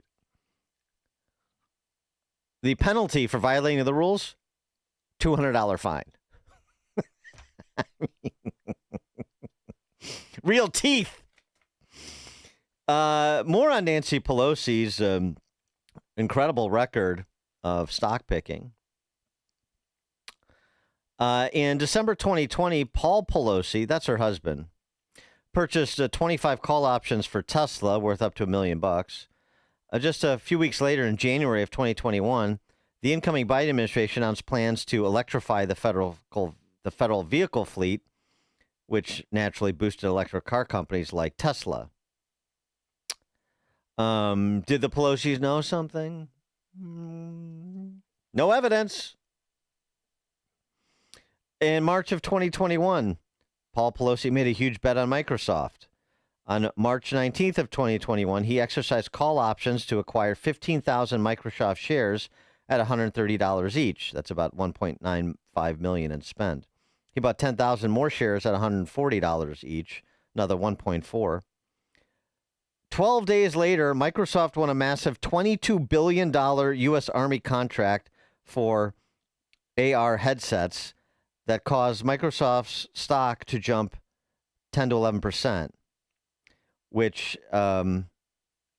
means that Paul Pelosi, I'm sure completely independent of Nancy, made a timely multi-million-dollar trade that produced a quick multi-million-dollar profit. June of 2021, Paul Pelosi cashed in on Alphabet, Google. Alphabet call options he had bought the year prior. June 18th of 2021, just a week before the House Judiciary Committee voted on antitrust bills targeting big tech, he exercised 40 call options to buy 4,000 Alphabet shares at $1,200 each. Alphabet stock was trading around $2,500 at the time, so the move instantly netted him about $5.3 million in profit. He doubled his money. And that exercise happened right before Congress was set to debate reining in tech giants. Also in 21, disclosure filings show that in May of 2021, Pelosi, Paul, bought 50 call options on Apple, strike price $100, 20 Amazon call options, strike price $3,000 among other trades. They were set to expire in June of 2022. May of 2021 bought, expire in June of 2022, indicating a bullish outlook on tech. He also picked up call options in Disney, Roblox, and Micron Technology later in 2021. All told, many of the Pelosi's 2020-2021 trades were concentrated in tech stocks, the very sector under congressional scrutiny for antitrust and regulatory issues. And when Pelosi was asked about this in 2021 and whether or not members of Congress should be banned, member of Congress's spouses should be banned from trading on insider info, she said, "We're a free market economy." Of course we are. Mid-2022, pressure growing. In June of 2022, Paul Pelosi exercised options to buy 20,000 shares of NVIDIA, one of the world's top semiconductor firms, as you know. He already held 5,000 shares from an earlier purchase in July of 21. That summer, Congress was working on the CHIPS Act, a subsidy package to boost the U.S. semiconductor industry. In other words, Pelosi was investing millions in a chip company right as the government, under his wife's leadership in the House, was about to pass a $52 billion chip subsidy bill. Pelosi was scrutinized a bit over that, Nancy. And, of course, she just gave the "I have no knowledge of that." However, interestingly, Paul abruptly sold all 25,000 NVIDIA shares on July 26th of 2022, just before the House vote. So he actually took a loss on that trade.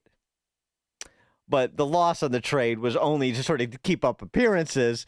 Yeah, there's nothing to see here. And even any appearance of impropriety, well, I'll just sell the stock and I'll take the hit. Right, because you've made millions before, and you'll make millions when the spotlight is off playing the same game.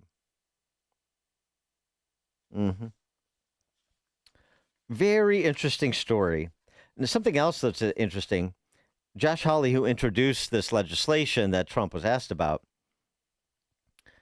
to prohibit members of Congress from trading individual stocks. I mean, just do what Peter Schweitzer argued members of Congress should do more than a decade ago. And many, frankly, public officials do this, which is put your holdings in a blind trust that you don't manage, and you have no ability to, call shots as to the management of those assets. But Josh Hawley introduced that legislation and then drew the ire of Trump. Why? Because he is opposed to a review of Nancy Pelosi's and Team Pelosi stock trading that I was just detailing. Trump posting on Truth Social, why would one Republican, in quotation marks, Senator Josh Hawley from the great state of Missouri, join with all the Democrats to block a review sponsored by Rick Scott and with the support of almost all other Republicans of Nancy Pelosi's stock trading over the last 25 years? The information was inappropriately released just minutes before the vote, very much like sabotage. The Democrats, because of our tremendous achievements and success, have been trying to target me for a long period of time, and they're using Josh Hawley, who I got elected twice, as a pawn to help them. I wonder why Hawley would pass a bill that Nancy Pelosi is in absolute love with. He's playing right into the dirty hands of the Democrats. It's a great bill for her and her husband, but so bad for our country. I don't think real Republicans want to see their president, who has had unprecedented success, targeted because of the whims of a second-tier senator named Josh Hawley. It's interesting, too, because this is after Josh Hawley proposed a $600 rebate flying off of the trial balloon that Trump launched earlier in the week, suggesting that maybe with all the tariff taxes that are being realized and directed to America's coffers, there could be some sort of tax rebate for the American citizens. Not that I'm in favor of that idea, but it was interesting. He floats it. Hawley introduces it. He likes, generally speaking, what Hawley has proposed until he gets some of the details. And he's arguing that Hawley is insulating Pelosi and siding with the Democrats here, even as he's saying, yeah, it's a pretty good idea. And speaking of prohibiting individual members of Congress, including the as well as the executive branch, from engaging in individual stock picking and stock trading, just to preclude their ability to leverage insider information, non-public information to enrich themselves. But so he likes the idea, but then he finds out the details and he doesn't like Hawley anymore. It's like a hot, steaming cup of information to start your day. It's Chicago's Morning Answer on AM 560. The Answer. Sponsored by AxeCap Ventures. America, listen up. Gold prices are breaking records. With inflation raging and central banks hoarding, every American should own gold.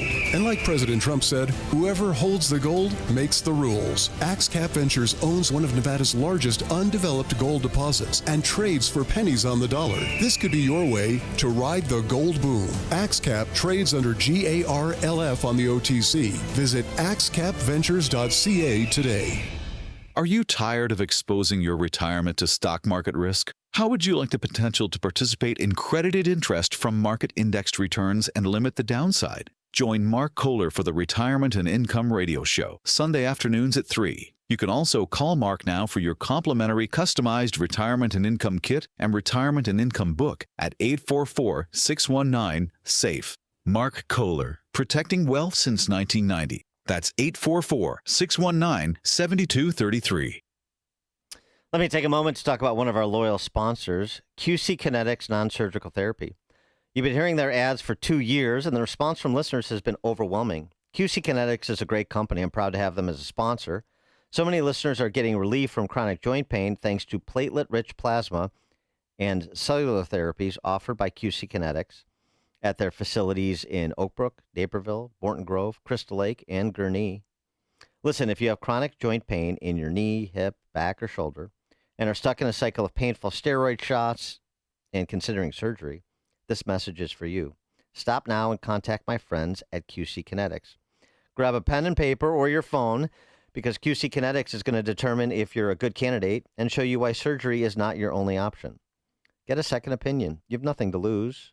They do have weekend appointments available as well. Call today to learn more and tell them Dan Prof sent you. When you do, call 312-809-5955. That's 312-809-5955. Again, contact QC Kinetics for a free consultation at 312-809-5955. From an early age, we ask questions. Why is the sky blue? Where does the sun go at night? Why can't I eat candy for breakfast? As we grow, the questions continue. Do you want to go to the prom with me? Can I borrow the car keys? Mom, where's my zit cream? Even adults are inquisitive. What's the meaning of life? How big is the universe? Why can't I eat candy for breakfast? But of all the questions we get asked at Penny Mustard, most are about the penny sectional. How can a sectional sofa look so majestic and feel so comfortable at the same time? Can I get this in my choice of fabric or leather? If I fall asleep on the penny sectional, can I nap forever? The penny section. Also, do fish get thirsty? The penny section. And circling back to that candy for breakfast thing? The penny sectional, starting at $62.45 at Penny Mustard. 7 locations throughout Chicagoland. PennyMustard.com. Better versions of what people want.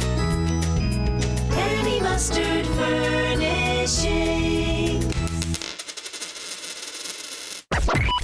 AM 560. The Answer. Text from 847 has any member of Congress, any congressman ever been prosecuted under the Stock Act? No. No. It's been in place for over a decade. That's because nobody violates the law. You heard Nancy Pelosi say it. I don't think anybody's doing anything wrong. No, of course not. Certainly not her and her husband. The DOJ and the SEC have not brought any insider trading charges against any member of Congress under the Stock Act that was passed in 2012. But there sure are a lot of members of Congress who have managed to do very well in the market, beating the odds, beating the professional money managers. It's something to witness, isn't it? Yeah. The other thing I just wanted to get to, this was at the top of the hour. You may have caught it in the news. Ali G, Secretary of State in Illinois, is demagoguing auto insurance companies in Illinois to try and score some cheap political points and establish some relevancy so he can leverage his current perch to run for mayor of Chicago or governor when Jelly Belly leaves the scene. Did you hear what he said? Car insurance companies charge you more for auto insurance based on your credit rating, the neighborhood you live in, and your age. Yeah. What are they supposed to do? So now insurance companies are not allowed to use actuarial tables to determine rates? You know, it turns out that you're more likely to get carjacked in, say, Canaryville as compared to Bannockburn. So maybe auto insurance companies are going to factor that in, the incidence of theft and violence in your neighborhood versus another's, age, right? The incidence of accidents and tickets, and I mean, I don't understand what this initiative is designed to do. Force auto insurance companies to be blind to their clientele. One rate fits all. It's funny because you have government talking about differential pricing all the time, and they do differential taxing, don't they? Certainly, Ali G supports that. I remember him supporting differential taxing when Jelly Belly proposed graduating the state's income tax, but no differential pricing for private actors. Really compelling stuff. This guy is such a mimbo. Such a mimbo. Coming up at 6:36, we'll talk to our friend Jim Urio about that GDP number, trade deals, and much more. That's all at 6:36. Now we check the headlines. Good morning. It's 69 degrees in Chicago in the AM 560 The Answer newsroom. I'm Nikki Whaley. Canada is the largest nation with plans to recognize a Palestinian state. Prime Minister Mark Carney said that Canada condemns the fact that the Israeli government has allowed a catastrophe to unfold in Gaza and will recognize a Palestinian state in September during a meeting of the UN. Carney said the move was subject to reforms by the Palestinian Authority, including elections next year in which Hamas can play no part. Last week, both France and Britain said they will recognize a Palestinian state as outrage grows over the humanitarian crisis in the Gaza Strip. I'm Mark Mayfield. The Mars Candy Bar Company says it plans to invest $2 billion in U.S. manufacturing. The M&M's maker said this week the investment in U.S. operations will be made through next year and include a $240 million facility in Salt Lake City that will create over 230 new jobs. Nearly all Mars candy sold in the U.S. is already produced locally. Last year, Mars announced a $36 billion deal to buy Kellanova, the company behind brands including Kellogg's and Pringles. I'm Tammy Trujillo. News is a service of AlmostFreeTeeth.com. Have you been getting high quotes for dental implants with the medical PPO insurance? It's possible to save 90% off on average. See if you qualify today at AlmostFreeTeeth.com, making smiles great again. A check of the roads coming up in 2 minutes on AM 560, The Answer. Scott Jennings sees the president shifting the country. Louisville will no longer be considered a sanctuary city by the federal government. That is the Democrat mayor of Louisville, Kentucky, Craig Greenberg. 6 months of Trump. Border crossings are virtually nothing. Deportations are up, and now cities like Louisville are starting to change their tune. The all-new Scott Jennings Show. Weekdays at 1, right before Hugh Hewitt at 2 on AM 560. The Answer. We all hear the radio ads about the IRS. They tell you to be afraid, to be scared, and they try to frighten you into calling. I'm not here to do that. Tax Relief Advocates is different. TRA is here to tell you that if you owe money to the IRS, whether it's $5,000, $50,000, or $500,000, we have a solution. It doesn't matter if you're sitting in your car, at work, or with your kids. No matter where you are, call now. 800-575-6745. Don't lose hope. TRA can eliminate or reduce what you owe to the IRS. Generous programs are now available that can give you a fresh start. Our passion is taxes and helping individuals fix their IRS problems. We have over 1,000 5-star reviews on Google and an A+ with the Better Business Bureau. You don't need to be afraid of the IRS any longer. End your tax nightmare today by visiting us online at TRA.com or call 800-575-6745. That's 800-575-6745. Tax Relief Advocates. Real solutions for real people. Hi, I'm Ken Mariotti, owner of Woodland Windows and Doors, a third-generation family-owned business since 1969. We know you're bombarded by choices when shopping for new windows or doors, so we're inviting you to experience the Woodland difference. For decades, we have been transforming living spaces with Marvin Windows, a fifth-generation family business. Marvin replacement windows have been known to increase the warmth of your cold rooms by 10 degrees. Think about that, 10 degrees warmer. When you welcome Woodland into your home, you will get a product expert to transform your living spaces, full-time, dedicated professional installers that you can trust in your home, along with the best products like Marvin. These are the reasons we're proud of our 5-star reviews and family legacy. No gimmicks, no pressure, and upfront pricing are why Woodland Windows and Doors is your trusted window and door expert in Chicagoland. Visit woodlandwindows.com to book your free in-home expert consultation. That's woodlandwindows.com, or stop by our showroom at the corner of Lake and Geary in Roselle. Viking, dedicated to creating travel experiences for the thinking person, with programs designed for cultural enrichment on board and on shore. Discover more at Viking.com. From the Team Hochberg Traffic Center, I'm Nikki Whaley. On the Edens inbound from Lake Cook to Montrose, 14 minutes. Outbound is about 13 minutes. On the Kennedy inbound from Montrose to the Byrne Interchange, 10 minutes. Outbound is about, around 41 minutes. On the Eisenhower inbound from Wolf to the Old Post Office, 12 minutes. Outbound is about 15 minutes. On the Stevenson inbound from the Tri-State to Lakeshore Drive, 16 minutes. Outbound is about 15 minutes. This report is sponsored by Payday. Hardworking people need a hardworking candy bar packed with peanuts and filled with golden caramel. Payday is definitely working hard for you.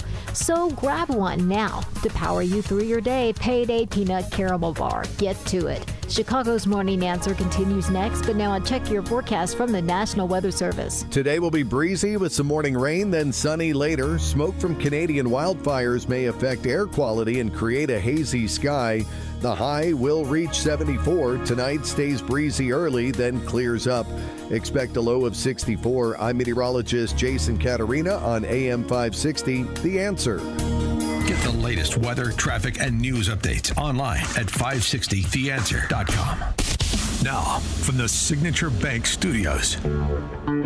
If you're looking for the latest news, insight into what it means, and the sharpest opinion, there's only one station in Chicago where you can turn, and it's this one. We're AM 560, The Answer.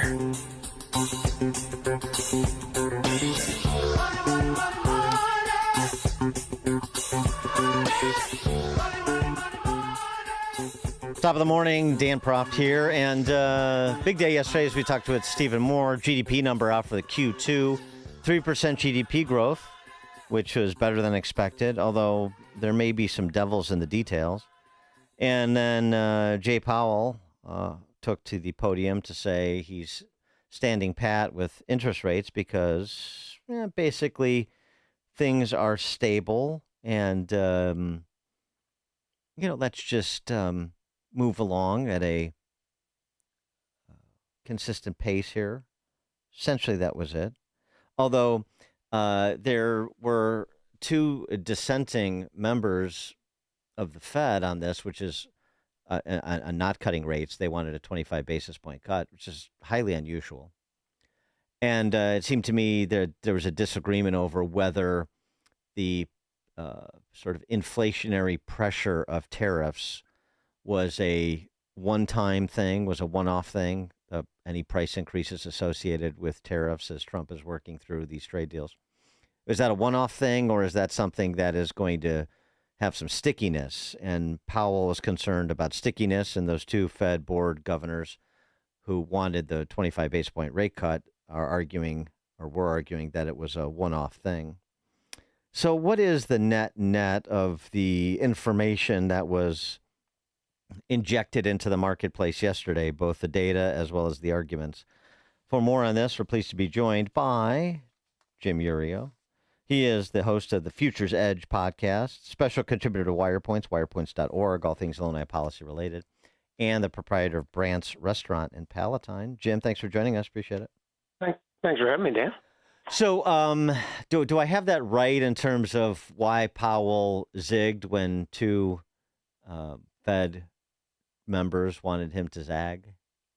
Well, okay, so the two Fed members who wanted him to zag, let's break that down for a second. Both of those two people, Waller and Bowman, are positioning themselves to be the next Fed governor. Yeah. So this is more their job interview. So this is like a mini mutiny on the Fed. They're just telling the president, "See, we're not with him. We'd have cut rates just like you said." Now, this is a tough one for me because I actually believe there should be a small rate cut. And there's a market mechanism that will tell you if the rate cut was premature. Like back in September when they cut rates by 50 basis points, long end yields, 10-year yields went higher. That was a signal from the market that that was a wrong move at the time and that it could spark inflation. So right now, I actually think they're clear to ease, and it wouldn't worry the market about sparking inflation. To think that Powell's like digging in his heels against President Trump, that seems very reasonable to me because I know you're that kind of guy. I'm that kind of guy. Jay Powell seems like that kind of guy. You try to bully us, we'll probably move the other way. That's why it's this weird. The human element of this whole thing is so fascinating to me. But I do think that rates are above where they should be, the neutral rate. But the fact that the president keeps slamming the chairman over the head with a sledgehammer, I don't love that personally. You? Well, I mean, it's probably not productive towards the ends that he seeks. I suppose that's right. But it gives him basically someone to use as a scapegoat if things don't go well. And there were some and it was interesting, the market reaction to a better than expected GDP number was pretty tepid. And was that because Powell didn't signify that a rate cut is forthcoming in September, or was that because of some of the underlying numbers like private domestic investment embedded in that GDP number? So it's a combination of both, which I think is very interesting, is that the number appears good. So it took out but prior to the number, we had the market had about an 80 to 90% chance that the Fed was going to lower rates by a quarter basis points at the September meeting. That number shot down to less than half. So the market is saying, okay, the Fed might not be easing, that we hope they would, which, by the way, this pattern has gone on for 2 years now where we price in all these rate cuts and then they never come. But But then when we look into it and we say the number itself wasn't as good as it looked on the headline, so it's like Powell's not going to be lowering rates because of the number, but is the number good enough to justify him not lowering rates? And the answer to that is, well, maybe, and that's why the market kind of shrugged its shoulders and didn't know which way to go. Because the market right now is weird. In the past, we always wanted lower rates, and that's where we're going to go higher. Now we seem to want a belief that things aren't falling apart, and we got that. But anyway, the big boost to the stock market didn't come till later in the day when Meta and Microsoft blew out earnings. So that's what the boost was later in the day. So the shrugging the shoulders on the Fed was an appropriate response. And the 15% decline in private domestic investment, that's explained by the whimsical nature of Trump's tariff policies? I like the way you put it. So I always said 2025 was going to be tumultuous and filled with lack of certainty. And the first half of that was certainly that. And to think that some of these people don't want to do CapEx, the small companies, that seems perfectly reasonable until we get some clarity. But we are getting some clarity now. People realize everyone was so terrified of the tariffs. And the personification of that was on April 8th. That move down to the lows in the stock market was the most asinine thing I've ever seen. I polled like 200 different money managers, and every one of them said that they were just getting calls from clients saying, essentially, Orange Man bad, he's going to destroy the economy, sell everything. Now, if someone wanted to go piece by piece from policies and come to the conclusion that, well, I don't want to be as much in stock, that makes sense. To be emotional like your hair's on fire and selling it all down on April 8th, that to me didn't make sense. And it's part of why we rebounded so hard. But the point I'm trying to make is that, yes, there has been uncertainty all year. We are going from one economic policy to a distinct other one. I believe we're going from bad to good, but the transition itself sometimes is difficult, whether you're going from bad to good, good to bad, or whatever. So I actually think it's reasonable, but I think it's dissipating now. The good news on the good news front too, embedded in the numbers, some concerning numbers within the numbers, and some that are pretty positive, is the price index for domestic purchases rose only 1.9% in Q2, down from 3.4% increase in the first quarter. So you're not seeing inflation rearing its ugly head. No, so these people, these economists, okay, and there's something really, there's a punchline to this whole thing too. These economists like tariffs are inflationary, they're not always inflationary. History shows quite clearly that oftentimes the exporting country subsidizes the exporting company and importing company, reduce their costs often to remain competitive. Only then does it get to the consumer. And the consumer has choices to go other places. The part that's funny to me is that we haven't seen inflation, which, by the way, we at the Futures Edge and Unfiltered Investors have been explaining all year why there wouldn't be inflation associated with the tariffs. And like you said before, a one-time price adjustment isn't inflation. Inflation has to be a creep and a persistent rate of change, and that can only be fueled by monetary issues, by throwing money into the system. But here's the funny part.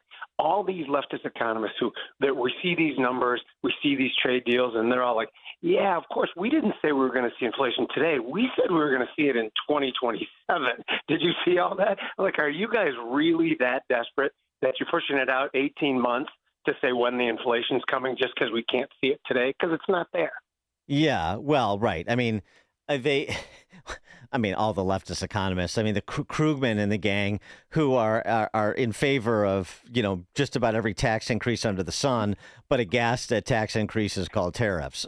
So yeah, it's let's just raise the corporate taxes. We'll just double them. But those guys they're unbelievable right now. And the part watching them squirm when things are going well is funny to me. I wish I didn't have that evil characteristic, but I think it's so funny hearing those guys say, well, no, I didn't say inflation was coming today. You misheard me. It's coming in 2 years. Well, then, so if there's very little sign, you mentioned some of the hysterics early on in the term, they have quieted down, very little sign of recession in the offing. But maybe there's not so much optimism about a boom either. 3% growth isn't bad, but I'm just saying the idea that you're going to see the golden age that Trump promised, that may be overstating the case, at least in the short term. in the short term, but I don't think it's overstating the case in the longer term, because really the key to me is making it easier for the corporate sector to produce. That's the way to handle inflation from a supply side. You had Stephen Moore on yesterday. I'm sure he's a big advocate of this, and in this situation, he's right. You remove some of the regulations, you let companies operate, that's going to handle the inflation on the domestic side, and the companies will do better and higher. I do think we're in a kind of a golden age. Now, that doesn't mean the stock market just heads straight higher, because a lot of people forget that market positioning in these assets is oftentimes something that dictates price in the short and medium term. So I don't think that necessarily – I like the stock market right now, but that doesn't necessarily mean it has to continue higher. But as far as the economy goes, I think getting through the transition period in 2025 was going to open the doors kind of to a golden age that begins in 2026. And you know me, I am usually someone who tries to find fault in everything. I want to find fault in this, and I'm looking, but right now it seems like things are pointed in the right direction. I wanted to get your reaction to something locally here. We've got one of those pesky $1 billion deficits at the city within the city of Chicago, and a lot of grumbling about budget shortfalls in the suburbs too. But anyway, as France and Sweden are moving away from the idea that taxing the wealthy in their countries is the path to prosperity, Brandon Johnson is moving in the other direction, at least rhetorically at this point. Here was his public spitballing the other day about what to do about Chicago's budget deficit. The city of Chicago has a massive $1.1 billion budget gap to fill ahead of next year. And with the mayor promising not to once again pitch a property tax hikes for city residents, which council, by the way, unanimously rejected this year, what's the game plan for next year? He says he's looking at creative ways to raise tax dollars. And today at City Hall, we learned exactly what's on the table. Everything has to be on the table. Everything has to be on the table. The menu on that table appears to target Chicago's ultra-rich, namely finding ways to extract more tax dollars from the 127,000 millionaires that now call Chicago home, as well as the 25 billionaires residing inside these borders.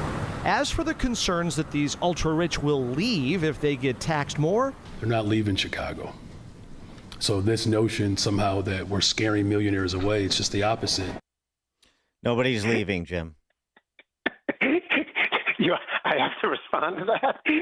Yeah, nobody's leaving. All I'll say is this: is that you remember? You and I are old enough to remember when Detroit started to do the same sort of thing, and they came up with a 1.5% income tax if you lived in the city of Detroit. And we all saw what happened to the edge, Detroit itself, and then the edges of Detroit. Across the street in the suburbs would be these big, beautiful houses and manicured lawns, and in the city it'd be these dried, old-up, abandoned homes, and that's what will happen. He is picking on the people who have the greatest options. When you are a multimillionaire, I love when they say millionaires. By the way, millionaire used to mean something until they destroyed the dollar so much. Yeah, now, right, exactly. Everybody's going to be a millionaire in about the next 6 months because the dollar is going to be worth. I'm just kidding about that. But anyway, so they're pushing people against the wall who have options. And he thinks, they're not going to leave Chicago. What is he basing that on? I see people, because it's summer at my restaurant in Palatine, 5 different people a night will come to me and say, Jim, I've been gone. I've been gone. I had to live 6 months in Florida, but I'm back now for a few months here to visit family and things. I see it all the time. And these are not people who are takers from the system. These are people who are givers to the system, and now they're in Florida. Yeah. Well, I guess he figures if he says to a billionaire that you're not allowed to leave, then they won't leave. Right. This is, everybody should read the book Atlas Shrugged, but we should rename it Ken Griffin Shrugged. You know what I mean? Yeah. Maybe slightly overstating Ken Griffin, but yes. But yeah, I take your point. He's hardly the only one. I mean, just he was the personification of the move, is what I was trying to say. Yes. Well, I mean, the folly of suggesting that people with mobility, as you say, the people that have the most options, will just sit back and take it because they have affinity for the city. I mean, okay. I mean, you can have affinity for the city? Yeah, you could try that. I mean, just ignore all the real world evidence. This is the first person to try this approach. But okay, all right. I will say this about Brandon Johnson. I genuinely don't think it's possible to do as bad a job as he has done if your intent wasn't to do a bad job. So just even think about it there's only really 2 or 3 things that a mayor must do to be considered even a decent mayor. One is crime. Is it going up or down in your tenure, or is it at acceptable levels? Two is public transportation. Our public transportation is, to call it awful, is giving it a raise. I ride the Blue Line. It's a mobile homeless encampment. I only ride it on Thursdays and Fridays when traffic's terrible because I get harassed every day on it.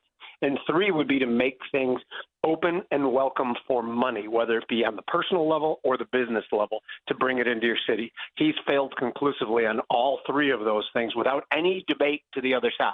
I mean, so he had to have done it on purpose, in my opinion. Just a heads up. I mean, I just don't want you to get in trouble. No vaping on the Blue Line when you ride it. There's a real crackdown on smoking and vaping on the Blue Line going on. Yeah, well, I know the CTA, yeah, generally, yeah. Every car is filled with smoke on the Blue Line. There'll be people who just sit right down next to you and take out a cigarette. This is not, if people out there think I'm exaggerating, not all, I have to take my sweatshirt that I wore on the Blue Line and kind of air it out when I get to my office just to make sure it gets rid of some of the smoke smell. He's on it. BLM Brand's on it. Now, the beatings and the robberies and stuff, not so much. Well, they can stay. Yeah, it's as long as you don't smoke when you're doing it. That's the important thing. And by the way, anyone thinks we have a homeless problem in this city should spend some time on the Blue Line, because it's not a homeless problem at all. It's a schizophrenia, addiction, mental illness problem. Nobody's living on the Blue Line because they don't have a home. They're living on the Blue Line because their life is completely messed up. So if we want to solve this problem, I think it's kind of better to identify the actual problem. Say, they just don't have a home. Let's give them a home. No, let's give them some sort of mental treatment, but I don't know what it is. That's not my expertise, obviously. But just as an aside, I mean, in talking about out-migration, and again, Steve Moore's outfit did a state-by-state study, the Rich States, Poor States analysis they do annually.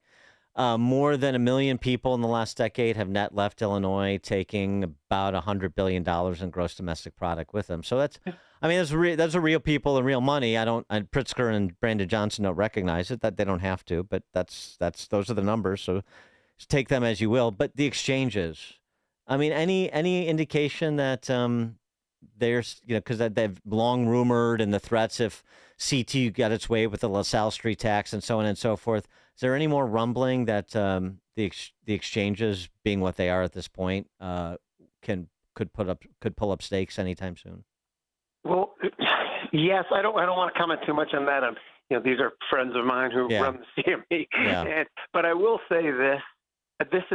I know nothing. Intentionally, I know nothing about this because I don't want to. I don't want any conflicts of interest. But again, why would you stay in a place where they beat the hell out of you all the time? It makes no sense to me. Now, the trading world is different. It's mostly it's a profit center that stays here. You can move that quite easily. Everyone's like, well, you can't move the trading floors. The trading floor is one trading floor left for the CME. It's about 250 people that could be replicated now via some network digitally. We don't, because we all kind of like it down there. So Chicago's playing a dangerous game, and we've seen this a lot of times before. You can't just keep knocking into people like this and expecting them to get back up. Sometimes they'll just walk away. So, Jim Iuorio, host of the Futures Edge podcast, special contributor to WirePoints, wirepoints.org, all things Illinois policy related, and proprietor of Brandt's Restaurant in Palatine. Jim, thank you as always. Thank you, brother. See you. And Jim joined us on the Turnkey.pro answer line. There's only one radio show in Chicago talking about today's biggest stories and telling you what they really mean. That show is this one, Chicago's Morning Answer on AM 560, The Answer. You need a construction company, but who? Call Croscom. A construction company you can trust that shares your Christian and conservative values. For decades, Croscom has been doing work in Chicagoland, Northwest Indiana, and Wisconsin. Roofs, siding, windows, doors, gutters, basically everything for your home or business, even solar. Quality work and professional services that make you feel great about your decision to work with Croscom. Call Croscom. 630-871-5500. Give them a chance to earn your business. If your repairs are due to storm, fire, or flood damage, you need to call Croscom. They're licensed public adjusters. They work for you, not the insurance company. Croscom will work to get you the money you deserve, the maximum payout. They know the insurance companies and how to deal with them. They win for you. Call Croscom. Croscom Construction and Public Adjusters. This is Dan Lights with Croscom. You can trust us with your home or business for high quality work and fair prices. It's the only way we do business. 630-871-5500. CrossComPublicAdjusters.com. A couple years ago, I was in the bathroom at the airport when I dropped my smartphone in the toilet. Not smart. I was multitasking when I should have been focused on the job at hand. Embarrassing, but I'm not alone. According to Google, 7 million other multitaskers accidentally dropped their phones into the bowl last year. A gentle reminder that right now you can get yourself a brand new Samsung Galaxy A36 absolutely free with a $35 plan from Pure Talk. The A36 comes with scratch-resistant Gorilla Glass and a battery that'll last all day, along with unlimited talk, text, and data on America's most dependable 5G network. In other words, it's tough and smart. Something to think about next time you're multitasking in the necessary. Just dial pound 250, say keyword Mike Rowe to get your free phone today. You can make the switch in just 10 minutes. That's pound 250. Say Mike Rowe to switch to a no-nonsense smartphone and a company that actually stands for something. Pure Talk. Chicagoland certified financial planning professional Tim Stearns discusses taxes in retirement. Most people are paying more in taxes and keeping less of their money to live and do what they enjoy. That's why we've put out the retirement tax bill calculator online. You can see with your own eyes just how much you might be overpaying. It's a valuable tool, $500 value, but we made it free for you to view and run your own numbers at MVPCFP.com. That's MVPCFP.com. To run your retirement tax bill calculator, go to MVPCFP.com. Investment advisory services offered through Cornerstone Securities, LLC. AM 560, The Answer.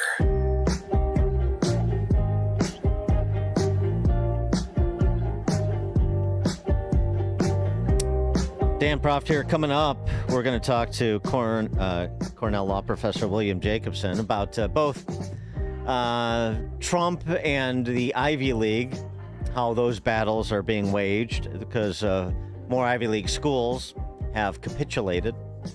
In addition to that, what's next in Russiagate? We've got some new information about some of the information yet to be disclosed. We'll start there with Professor William Jacobson from Cornell Law at 7:07. It is now 7 o'clock on AM 560 WIND Chicago. Surrender and release the hostages. I'm Dave Anthony, Fox News. President Trump just called on Hamas to do that. Posting on Truth Social, it's the fastest way to end the humanitarian crisis in Gaza, where there's growing international concern about starvation. And Palestinian officials say 48 more people were killed in attacks near food distribution sites. This comes as we're learning the country of Canada plans to recognize the state of Palestine at the UN General Assembly in September, something Israeli officials quickly rejected. Fox's Trey Yingst in Israel, where U.S. Special Envoy Steve Witkoff is going for talks today. Canada joins Britain and France threatening to recognize a Palestinian state, prompting President Trump to write on Truth Social, that'll make it very hard for us to make a trade deal, ending that post with, oh, Canada. Tomorrow, new tariffs go into effect on imports from countries worldwide, and to avoid a 25% charge, South Korea has worked out a deal with the U.S., lowering it to 15%. The Koreans are going to essentially provide the president and the government, the U.S. government, with the ability to invest $350 billion in important industries. U.S. Trade Representative Jamieson Greer. Later this morning, a federal appeals court will hold a hearing on a challenge to the Trump authority to impose these tariffs, filed by some import businesses in 12 Democrat-led states. A suspected killer arrested in Arkansas. Because of their hard work and investigative skill, we were able to take a monster off the streets. State Police Colonel Mike Hager. The suspect, James McGann, is charged with double murder, accused of killing a married couple while they were hiking in a state park with their daughters Saturday. The 7- and 9-year-old girls were not injured physically. Turbulence rocked a plane last night, injuring 25 people on board a Delta flight from Salt Lake City to Amsterdam. One passenger on the flight described a sudden drop as flight attendants were in the aisle with those serving carts, saying, quote, every one of them flew and hit the ceiling. The beverage carts also flew into the air. Fox's Chandler Payne. The injured were treated when the flight was diverted to Minneapolis. America's listening to Fox News. Good morning. It's 70 degrees in Chicago in the AM 560 The Answer newsroom. I'm Nikki Whaley. Longtime U.S. Representative Danny Davis won't be running for re-election. The Democrat plans to announce his retirement today after serving 15 terms in Congress. The 83-year-old is expected to endorse State Representative LaShawn Ford as his replacement. Davis spent nearly 30 years representing the 7th Congressional District, which covers west suburban Cook County as well as Chicago's downtown area and the south and west sides. Crews are still looking for a kayaker who went missing on the Fox River in the western suburbs. Officials say emergency crews were called out Tuesday night to an area near Ferguson Road in St. Charles on a report of a person in the water. Officials later learned that the victim had fallen into the water while fishing with another person in kayaks on the river. The search will resume later this morning. A woman is seriously hurt following a hit-and-run crash in the Little Village neighborhood. Police say the victim was hit by a second vehicle yesterday in a parking lot in the 3000 block of West 26th Street. The driver fled the scene. The victim was hospitalized in critical condition after suffering a fractured skull and back injuries. An investigation is underway. Officials are identifying the man who was shot and killed by a Gary, Indiana police officer. Officials say that David Martin was shot yesterday morning in the 600 block of Adams Street while law enforcement was carrying out a drug raid. The shooting happened outside the home. The Lake County Sheriff's Department was brought in to investigate the incident. News is a service of AlmostFreeTeeth.com. Have you been getting high quotes for dental implants? With medical PPO insurance, it's possible to save 90% off on average. See if you qualify today at AlmostFreeTeeth.com, making smiles great again. A check of the roads coming up in 2 minutes on AM 560 The Answer. The biggest AM 560 event of the year is coming to Gobert's Farm in Pingree Grove on Friday, August 22nd. It's Sean Fest 2025. Join hundreds of fellow AM 560 listeners for the summer's best party. Be a part of the on-location broadcast with Sean Thompson, followed by live music, photo opportunities, food and dessert trucks, and it's all free. Registration is requested at 560theanswer.com/SeanFest. That's 560theanswer.com/SHAUNFEST.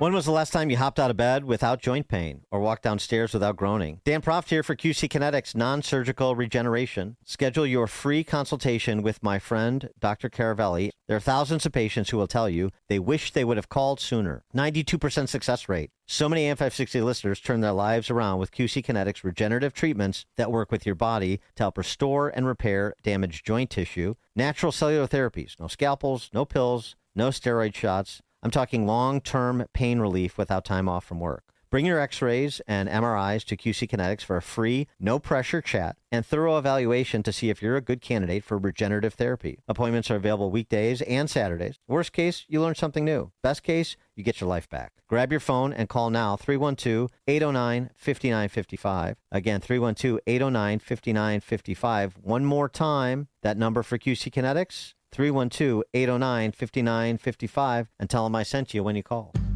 An official message from Medicare. I turned 65 this year. I knew it was time to figure out Medicare, and I had questions, like when to enroll and how to enroll. So I went straight to the official source, Medicare.gov, to get the facts about Medicare. I found answers to all my questions, and I'm ready to get started. And so can you. Just go to Medicare.gov to get the real facts about Medicare. Paid for by the U.S. Department of Health and Human Services. Heroes like Austin Reese have paid a high price for our freedom. Austin served 3 deployments to Iraq. He spent 13 years with the Navy Explosive Ordnance Disposal Unit and became a military freefall instructor. But in what was thought to be a routine jump, something went terribly wrong. Austin was left paralyzed. Tunnel to Towers built Austin a specially adapted smart home. Help heroes. Donate $11 a month to Tunnel to Towers at T2T.org. That's T2T.org. Do you owe $10,000 or more in credit card debt or personal loans? With credit card debt at all-time highs, Debt Relief Advocates is urgently notifying consumers of debt relief now being made available, designed to aid consumers with out-of-control credit card debt. Those who qualify and enroll for this relief program will only have to pay back back a fraction of what they owe. This is not bankruptcy or a debt consolidation loan. This is a relief program that credit card companies would rather you not know about, as it ends your debt nightmare and saves you lots of money. Consumers owing at least $10,000 in credit card debt or personal loans can now take advantage of this debt relief as the cost of living skyrockets. Debt Relief Advocates has established a relief hotline for you to call to learn what debt reduction you may qualify for. For this free information, call 800-422-1609. 800-422-1609. 800-422-1609. Or simply visit godra.com. From the Team Hochberg Traffic Center, I'm Nikki Whaley. On the Edens inbound from Lake Cook to Montrose, 17 minutes outbound, 13 minutes. On the Kennedy inbound from Montrose to the Byrne Interchange, 19 minutes outbound, 54 minutes.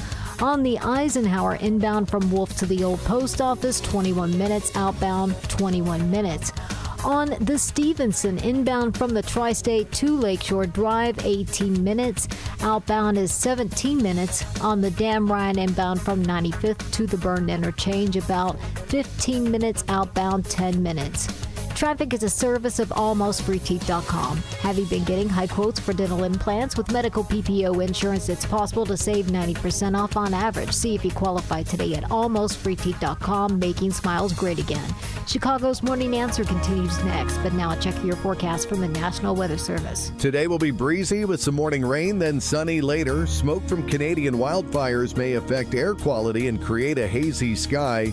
The high will reach 74. Tonight stays breezy early, then clears up.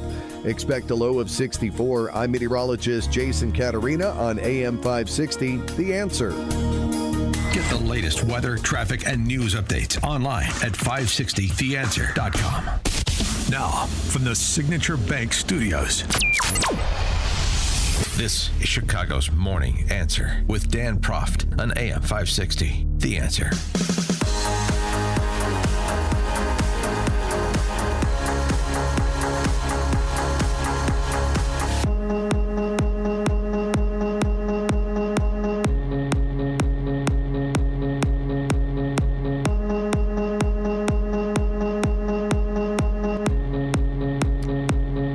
Top of the morning, Dan Proft here. And, I've been saying about the Russiagate reckoning and the documents that have been made public by Tulsi Gabbard, with more forthcoming as we began the week. John Ratcliffe, CIA director, saying, more forthcoming. The classified annex to the Durham report is one of the things that is forthcoming.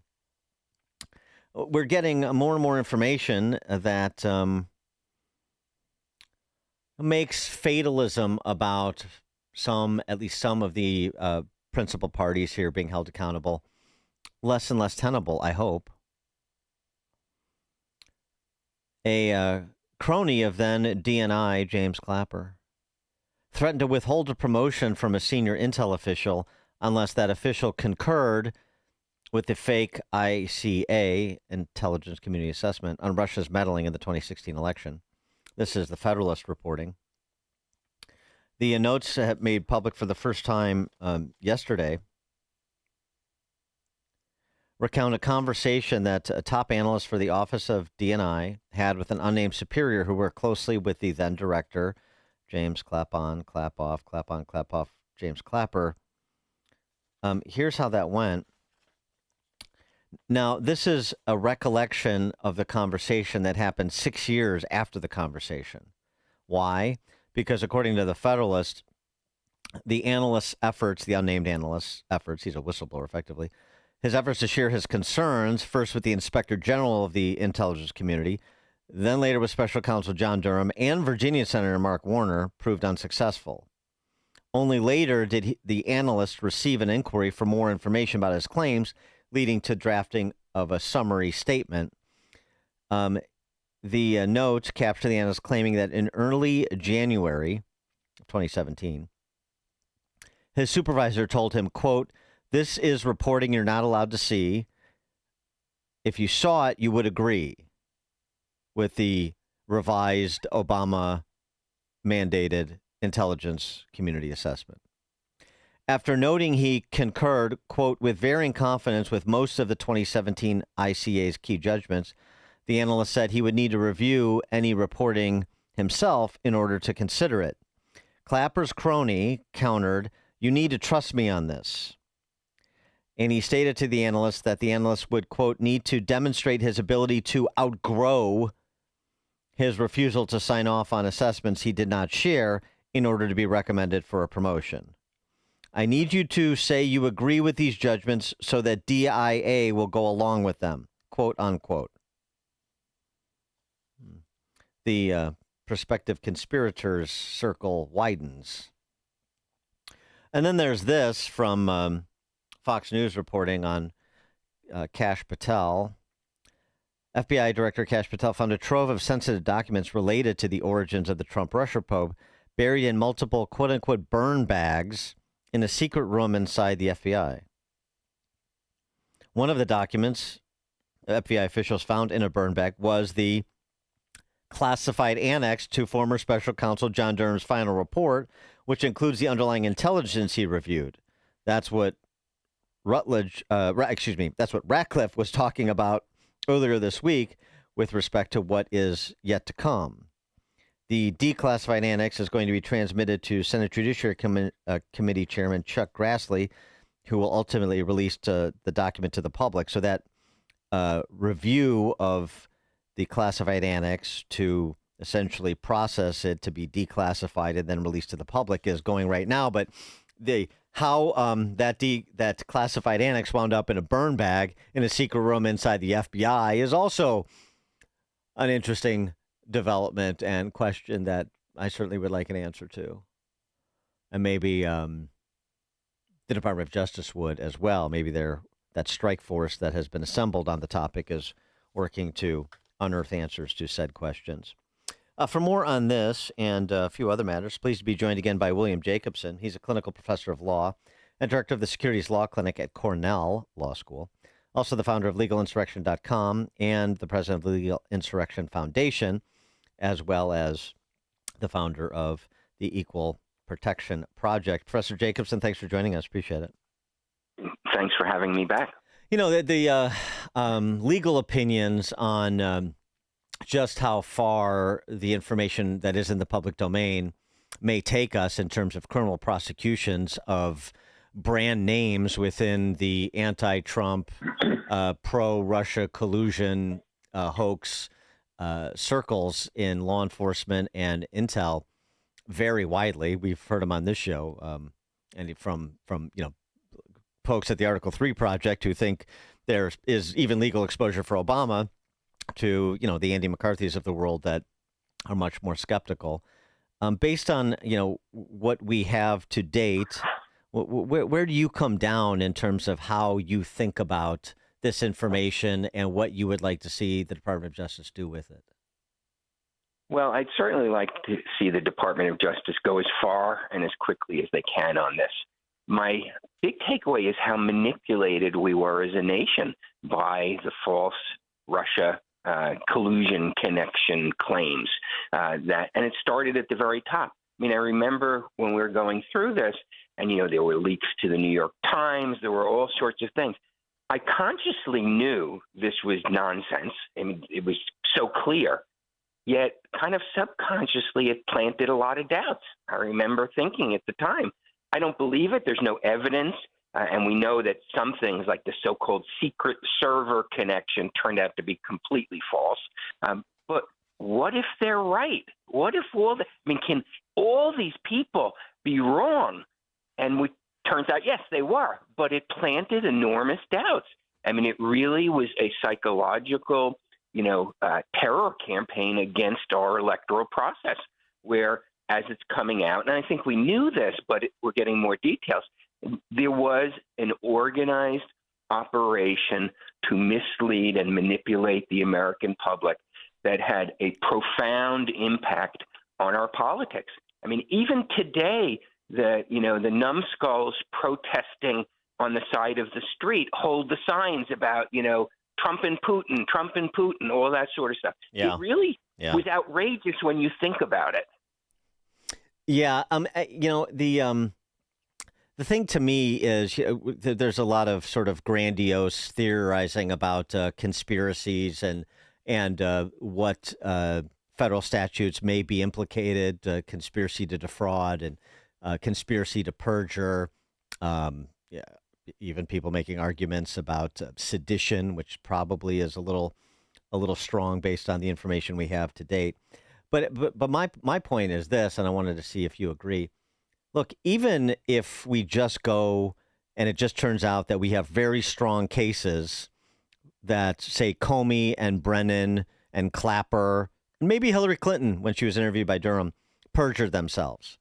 It seems like just what we know that has been made public so far, pretty strong circumstantial cases. But maybe at the end of the day, when the DOJ is done investigating, there's really strong cases, and they're pretty confident they can secure convictions.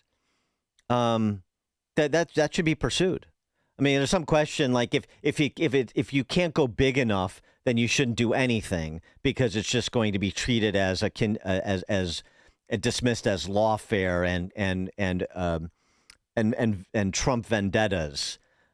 Even of course, though the previous administration broke the seal on all this. But my take is, look, if there is a strong case that one of these figures or multiple figures broke the law, they perjured themselves, they lied under oath, they knowingly lied under oath, then, get them for what they did and don't pursue charges you don't think you can't make out in court. Well, I agree. Certainly you should not pursue charges you don't have confidence you can prove beyond a reasonable doubt. Okay, so that's off the table. They shouldn't be swinging wildly like they did against Trump. And they ultimately struck out against Trump in almost every case. But you should pursue. There has to be a consequence. I mean, think of Martha Stewart, who didn't commit perjury, but was charged with lying to the FBI or lying to the federal government. And so we hold people accountable all the time for lying to the FBI. And in fact, I think any criminal defense lawyer will tell you, never talk to the FBI, because if you say something wrong, even innocently, that could result in criminal charges. So why should all these other people who appear, or at least there's significant evidence, lied to federal investigators, lied potentially under oath, which is a separate crime, that's perjury. I don't know what the statute of limitations on that is, but assuming it's within the statute of limitations, why shouldn't these people be held accountable? I mean, if Martha Stewart is held accountable, why shouldn't these people be held accountable? When she didn't manipulate our entire national political process for years, and she went to jail. So why shouldn't these people? Mm-hmm.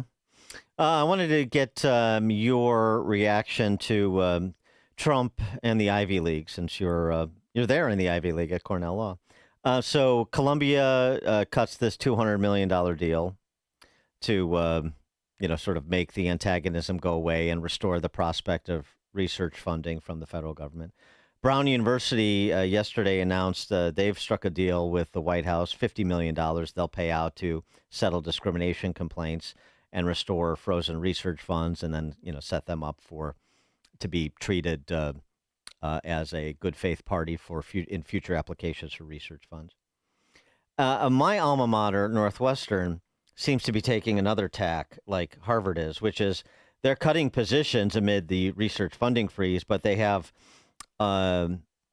many of their professors speaking out in Chicago outlets saying, we cannot cut a deal, we cannot settle with Trump administration. Otherwise, Northwestern will no longer enjoy the stellar reputation they say it has, and so on and so forth. You get the picture.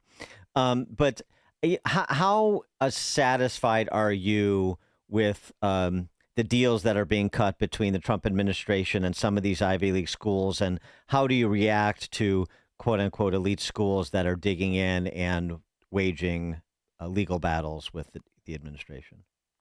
Yeah, well, I think the main one who's still digging in and waging a battle, although there are rumors they will cut a big check, is Harvard. Yeah. In terms of Columbia, in many ways, it was a good victory for the Trump administration for the cause of, proper academic freedom on campus, but I think it fell a little short. I think they achieved a lot, and so it's not a criticism for what they achieved, but the one thing that they left off the table was the faculty hiring process. And in fact, there's a specific sentence in there that says nothing in this agreement gives the federal government the right to interfere in the hiring process. The faculty hiring process as it exists at almost every university, but certainly the so-called elite universities, the Harvards, the Columbias, the Browns, has destroyed the system. I'm all in favor of academic freedom. In a better world, this notion of faculty having the freedom to hire other faculty, it's a great concept. But what we've seen over the last 30 years is they've destroyed the system. They have spent 30 to 40 years only hiring their own. It's close to impossible, maybe not impossible. There are exceptions to every rule, but it's close to impossible to get hired in the humanities and the social sciences in modern higher ed if you are openly conservative. It's close to impossible. Harvard, according to the Harvard Crimson, the Harvard faculty, only 3% self-identify as conservative versus 38 or 39% nationally, according to, I think that's Gallup, identify as conservative in the U.S. Almost 80% of Harvard faculty identify as liberal or very liberal versus 26, 27, 28% in the U.S. So Harvard has turned into a little bubble, which created the problems that there are in campuses because the hiring was left to the faculty. And that freedom, which is what they are fighting over more than anything, and at least at Columbia, they seem to have protected, that freedom has destroyed the academic freedom on campuses. You only have academic freedom on campuses is if you are liberal, very liberal, far left, anarchist, anti-Israel, anti-American, anti-Zionist. Those are the people who have the academic freedom. So I find it very shallow when they say, oh, well, the federal government is interfering with our academic freedom. No, you have destroyed your own academic freedom. And it's not only in the humanities and the social sciences, it's increasingly because of the DEI programming in STEM, in the sciences. So I don't think they went far enough. I think that they made good changes. They made policy changes. They told them, hey, here's what the law is. You have to follow it. Of course, they should have been following it all along. They achieved a lot, but they didn't, in my estimation, achieve the one thing that would make permanent the policy changes, which is they have to rebalance the faculties. You cannot have a situation like you do at Harvard where only 3%, 1/10 of the percentage of Americans who identify as conservative, 1/10 are represented, 3% on the Harvard faculty. That's an absurd situation. That's a destructive situation, and it's what landed us here. Remember at Columbia, when they had the protesters harassing people, taking over buildings, etc., there were lines of faculty there to protect them from the police. Oh, yeah. Okay, so if anyone in the Trump administration is listening, and I hope they are, you need to effectuate changes that are permanent, that are not just 3-year deals. And the only way you're going to change the universities is if you rebalance the faculties. I'm not talking about conservative faculties, just like have some sense of normalcy in the faculty composition instead of the extremity that you have now. And that's what you need to focus on. Well, it's interesting because you probably saw the op-ed. I tackled it a bit earlier in the week on the show, this op-ed from a philosophy professor at Penn in the New York Times, talking about why it's a bad idea to compel or even encourage universities to hire more avowed conservative academics. And it was sort of one of the arguments that only a philosophy professor or a lawyer could make.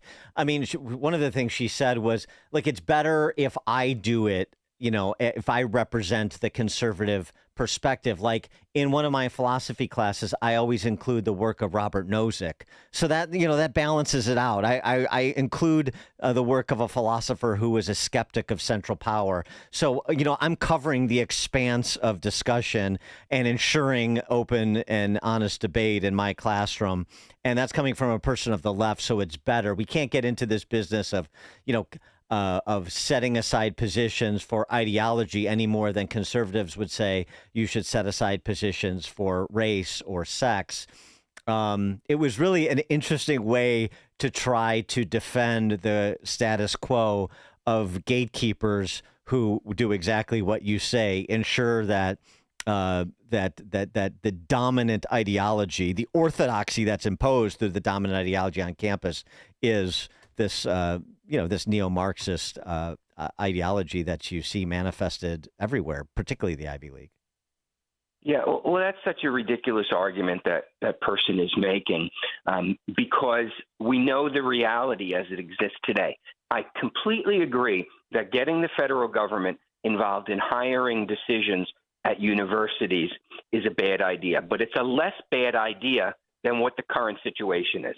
And the current situation is that a large percentage of the viewpoints and ideology expressed in the country is completely removed from the campuses.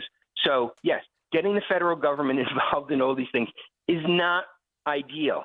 But we're at this situation because what the faculty have done to their universities. Well, and I mean, just point of order. At the same time that all these universities want to, dip their beaks into the federal trough all the time. So you want federal money. Federal money comes with strings. Everybody knows how that game is played.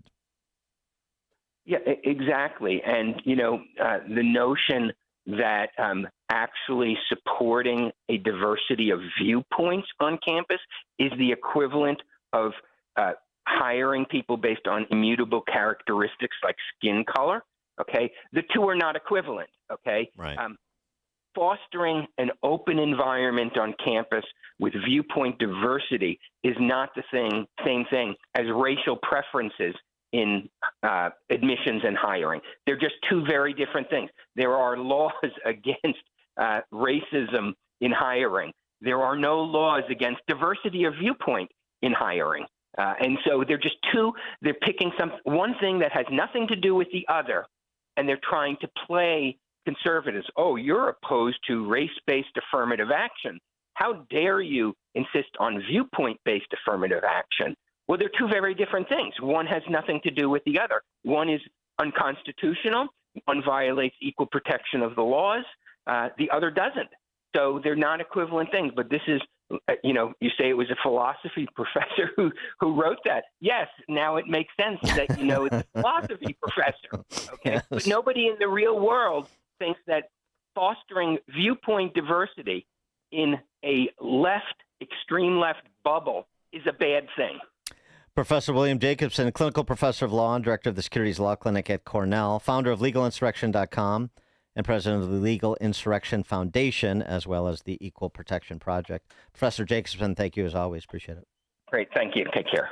Take care. And he joined us on the Turnkey.Pro answer line. This is the morning show more Chicago radio listeners are choosing.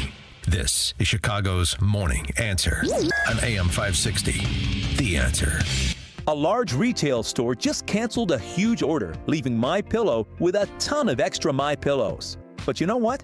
That's their loss and your gain. MyPillow is offering the Classic Collection for wholesale prices. Only $19.98 for a standard MyPillow. But it gets even better. For a limited time, they're going to offer the entire Classic Collection at wholesale prices. Get queen-size MyPillows for just $24.98. Upgrade to king-size for only $29.98. Get the body pillows for $39.98. And the multi-use MyPillows for only $12.98. So go to MyPillow.com and use promo code LIBERTY or call 800-489-0201 to take advantage of wholesale pricing and receive $100 in free digital gifts when your order is $75 or more. That's right. Get the standard MyPillow for only $19.98. So go to MyPillow.com or call 800-489-0201 and use promo code LIBERTY. That number again is 800-489-0201. Promo code LIBERTY.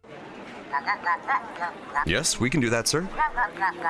Yes, we'll get that over right away. Thank you. Bye-bye. Can you take a delivery over to Peterson Pipe Works by 2 o'clock? 2 o'clock today? Yeah, I'm stuck in the office all day. I don't have time to drive it over, especially with all the construction on 294. The client is waiting. Okay, no problem. What? Who are you calling? Quick Delivery Service.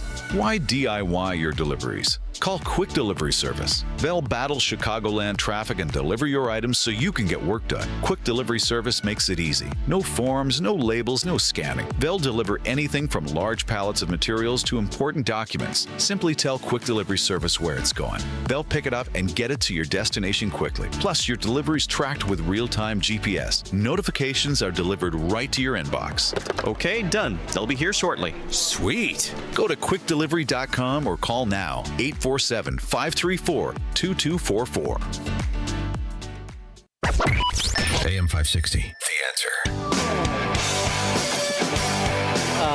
Text from 847, what's the new information regarding Russiagate revelations we were discussing at the front end of the discussion with Professor William Jacobson from Cornell? Well, just in terms of the classified annex to the Durham report that Kash Patel says was found in a burn bag at his secret room in the FBI, Fox News has an unnamed source that claims, ultimately, quoting, ultimately the release of the classified annex will lend more credibility to the assertion that there was a coordinated plan inside the U.S. government to help the Clinton campaign stir up controversy connecting Trump to Russia. So it sounds like ultimately what we'll find from the annex once Chuck Grassley gets his hand on it and makes it public is perhaps more evidence to solidify a conspiracy case. How far and wide, we'll have to wait and see, but that's where it's at. Coming up at 7:37 in our latest edition of Sports and Politics, litigating Little League suspensions in courts of law. 7:37. Now we check the headlines. Good morning. It's 70 degrees in Chicago in the AM 560 The Answer newsroom. I'm Nikki Whaley. President Trump is rolling out his Making Health Technology Great Again agenda. The DOGE-backed plan is meant to encourage more seamless sharing of healthcare data between states and the federal government. Trump said it's about bringing healthcare into the digital world. He was joined by HHS Secretary RFK Jr., along with CMMS Administrator Mehmet Oz, and tech companies. I'm Brian Shook. New audio and surveillance footage from the midair collision at Reagan National Airport in January is now public. In that audio played during NTSB testimony in D.C., air traffic controllers can be heard saying they saw a fireball, adding that a CRJ and helicopter hit the river. Audio from the Black Hawk helicopter's black box revealed the pilot instructor telling the pilot to come left, saying they were out towards the middle. That is when the audio cuts off as the aircraft collide. I'm Mark Mayfield. This news update is a service of Quick Delivery Service. When you need same-day delivery, you need the fastest service. When you need last-minute delivery, go to quickdelivery.com and get a quote right now. That's quickdelivery.com. A check of the roads coming up in 2 minutes on AM 560 The Answer. Hugh Hewitt is over the Epstein files. There's a lot left to be released about Epstein. None of it has anything to do with Donald Trump, and there is no list. We would have had that leak long ago if it was there because it was the Biden DOJ. There is nothing left to know of interest to me about Epstein. Nothing. Zero. The Hugh Hewitt Show. Afternoons at 2, right before Sean Thompson at 4 on AM 560. The Answer.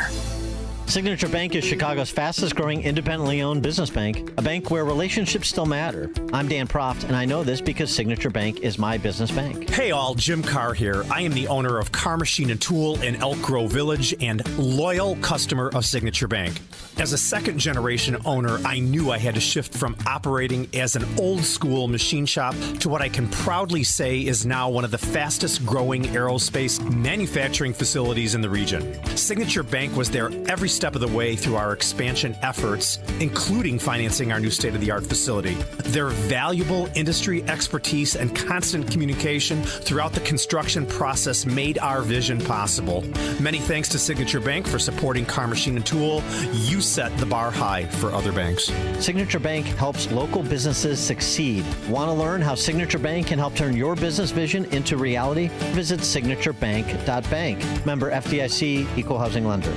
You know what really keeps me up at night? It's the criminals feel more and more bold. They have no fear of any consequences because there are none. So I did what anyone with a family should do. I called Goldilocks. They're not just some cookie-cutter security company. Goldilocks has been protecting Chicagoland homes and businesses for 4 decades, 40 years. And they actually listen. Their technician comes out to the house. He takes a look at what you need to make your house a smart home with a security system you can monitor from anywhere. It's built specifically for me and my family. Motion sensors, smart locks, cameras, monitoring, all customized. I don't trust anybody in Illinois to protect my family. I do it, and I did it by calling Goldilocks. I trust Goldilocks to keep my house, my property, and my family safe. Tell them Sean Thompson sent you, and Goldilocks will include 3 months free monitoring with any new installation. Call Goldilocks at 708-899-5600. That's 708-899-5600. Or visit them online at GoldilocksInc.com. Hey, it's Mike Rowe, and if you want to do business with a company that actually stands for something, switch to Pure Talk. I did. Sure, I appreciate being on America's most dependable 5G network with unlimited talk and text for just $20 a month. But what I really appreciate is Pure Talk's commitment to our military and to our skilled workforce. That matters to me. Save 50% off your first month when you dial pound 250 and say keyword Mike Rowe. Pure Talk, a wireless company that actually stands for something. Finding great candidates to hire can be like, well, trying to find a needle in a haystack, but not with ZipRecruiter. Its powerful technology actively finds and invites qualified candidates to apply to your job. So while other companies might deliver a lot of hay, ZipRecruiter finds you the needle in the haystack. See why 4 out of 5 employers who post a job on ZipRecruiter get a quality candidate within the first day. Try ZipRecruiter for free at ZipRecruiter.com/free. That's ZipRecruiter.com/free. Give your liver the support it needs with Active Liver. Go to NORDICUSA.com, Amazon, or ask for Active Liver at your local CVS. New you, new Nordic. From the Team Hochberg Traffic Center, I'm Nikki Whaley. On the Edens inbound from Lake Cook to Montrose, 17 minutes outbound, 13 minutes. On the Kennedy inbound from Montrose to the Byrne Interchange, 19 minutes outbound, 54 minutes. On the Eisenhower inbound from Wolf to the Old Post Office, 21 minutes outbound, 21 minutes. On the Stevenson inbound from the Tri-State to Lakeshore Drive, 18 minutes. Outbound is 17 minutes. On the Dan Ryan inbound from 95th to the Byrne Interchange, about 15 minutes. Outbound, 10 minutes. This report is sponsored by Mattress Firm. Need better sleep this Labor Day weekend? Upgrade to premium sleep at Mattress Firm's best sale of the year. Let their sleep experts match you with the perfect bed and get the rest you deserve. They make sleep easy. Shop Mattress Firm's best sale of the year. Chicago's Morning Answer continues next, but now a check your forecast from the National Weather Service. Today will be breezy with some morning rain followed by sunny intervals later. Smoke from Canadian wildfires may affect air quality and visibility. Expect a high of 74. Tonight stays breezy early, then skies clear with a low of 64. I'm meteorologist Jason Caterina on AM 560 The Answer. Get the latest weather, traffic, and news updates online at 560theanswer.com. Now, from the Signature Bank Studios. Sports and politics and sports and politics and sports and politics and intersection. Arrogance and ignorance, arrogance, ignorance, and arrogance and ignorance. Intersection. Top of the morning, Dan Proft here. This edition of Sports and Politics, litigating Little League suspensions. Really? It comes to us from Deptford, New Jersey. Marco Rocco fidgeted with his helmet and dug in at the plate to chants of Marco from his Little League teammates as he settled in for a night of baseball. After his family got mixed up in a court case where a judge made the call that allowed him to take the field. The 12-year-old played Thursday night. This is last week. For his New Jersey team, hours after he faced a suspension from his first state tournament game after he was ejected for flipping his bat as he celebrated a home run. Marco Rocco tossed his bat in the air after his sixth inning two-run homer in the final of the sectional tournament. He was ejected and suspended for a game over what his family was told were actions deemed unsportsmanlike and horseplay. The family sought a TRO that would allow him to play in the Jersey State tournament that started Thursday and got it. Joe Rocco, Marco's father, saying the experience was stressful, but he added he was just happy his son got to play baseball. 312-642-5600, turnkey.pro answer line and text line. These things should be litigated in courts of law. I mean, is that, I hate to go just sort of full Little League parent here, but this can't be adjudicated at the Little League baseball level or just punishment accepted because those are the rules of the game. Although I'll get to it. The enforcement of the rules of the game may be a little arbitrary, and this is the argument that the Rocco family used to get young Marco back in the lineup.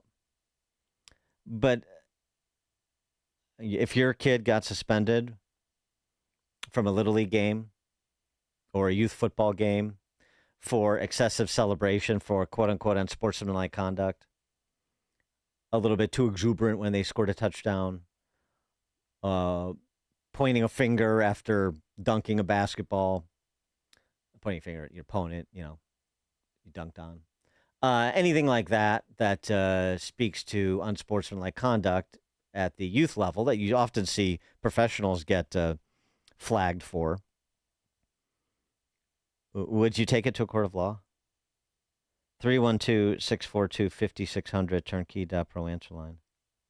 Little League International responded, saying that it stood behind its umpires, but would respect the judge's decision. Quote, "We continue to follow any orders governed by the court of law. Little League is extremely disappointed that time, energy, and attention were diverted away from our volunteers and communities who are here creating positive experiences for all players. Trusted by parents and communities around the world, Little League holds the integrity of the game, respect for game officials, and sportsmanship of teams as core tenets of our program. We expect all players, coaches, vols, and staff to uphold these values at all times." Okay. I mean, I'm sort of decidedly on the side of Little League, the Little League organization here. Now, there is this complicating factor, according to the reporting.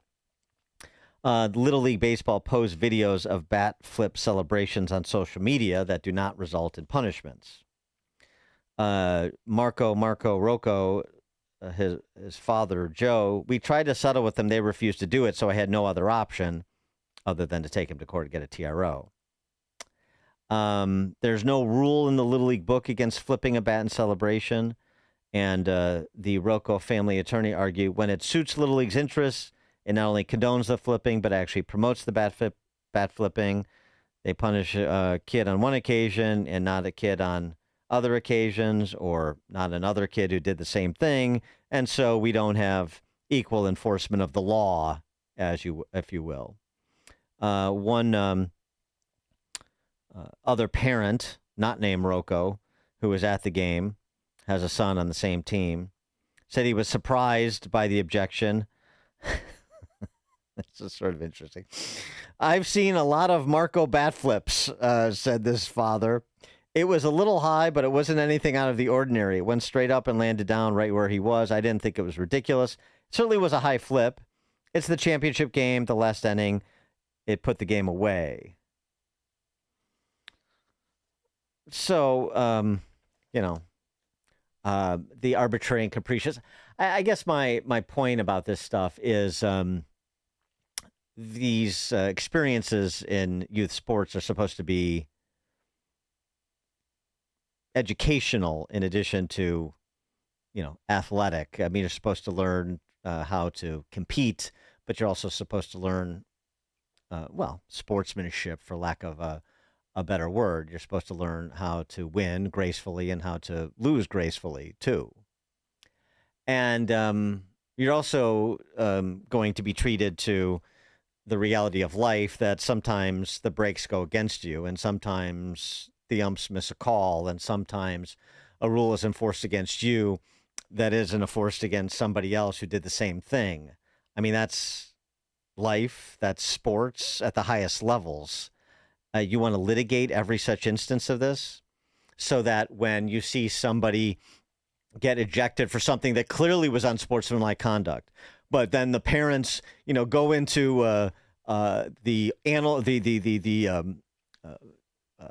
social media archives and find some kid who did something that was missed by a ref, or something that a different ref didn't treat the same way as this ref treated in another game, and they use that to go to court to get a TRO to say, look, there's nothing in the rule book. Because, by the way, can the rule book contemplate every act of unsportsmanlike conduct? No, that's the point. You have adults there that are supposed to make judgment calls.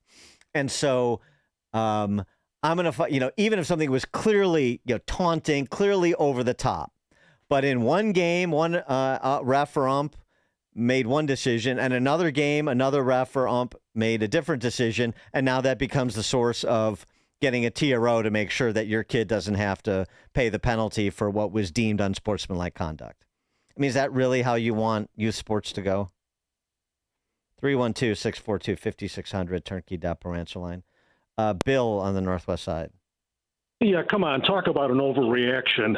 How about giving the kid a warning instead of ejecting him, and tell him there would be consequences if it happened again, and tell him what the consequences would be, and move on. It's ridiculous. Well, maybe. Okay. Thanks for the call, Bill. I mean, I'm not saying that we have all the facts here. As you heard from one father, as I said, not named Rocco, so not the kid's father in question here. I've seen a lot of Marco bat flips, not anything out of the ordinary. A little high, but not anything out of the ordinary. So, maybe there's a bit of a reputation for him being maybe a little bit more of a showboat than he should be, or being right on the line. And the ump knew that. The ump had seen Marco in action before and who knows, maybe something had been said and was sending a message. I don't know. Even if the ump was wrong, that's the point here. And it was an overreaction. It should have been a warning, or you get ejected, but it's not a one-game suspension. Although, who knows, maybe an ejection is an automatic one-game suspension. I wouldn't be surprised.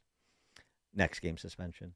But even if the ump was wrong, too hard, took it too far, and Marco was right up against the line, or even on the okay side of the line, as I say, you want those decisions to be the subject of circuit court temporary injunction, temporary restraining order hearings. I mean, you open the door to this sort of thing, and you're going to encourage Little League parents that are similarly situated to litigate everything that they believe was an unfair call. Even if they're right, is that how you want this to play out? That's the question. Even if the parent is right in a particular circumstance. Or do you want it to be a teachable moment? You got jobbed on that one, Marco. That ump was wrong.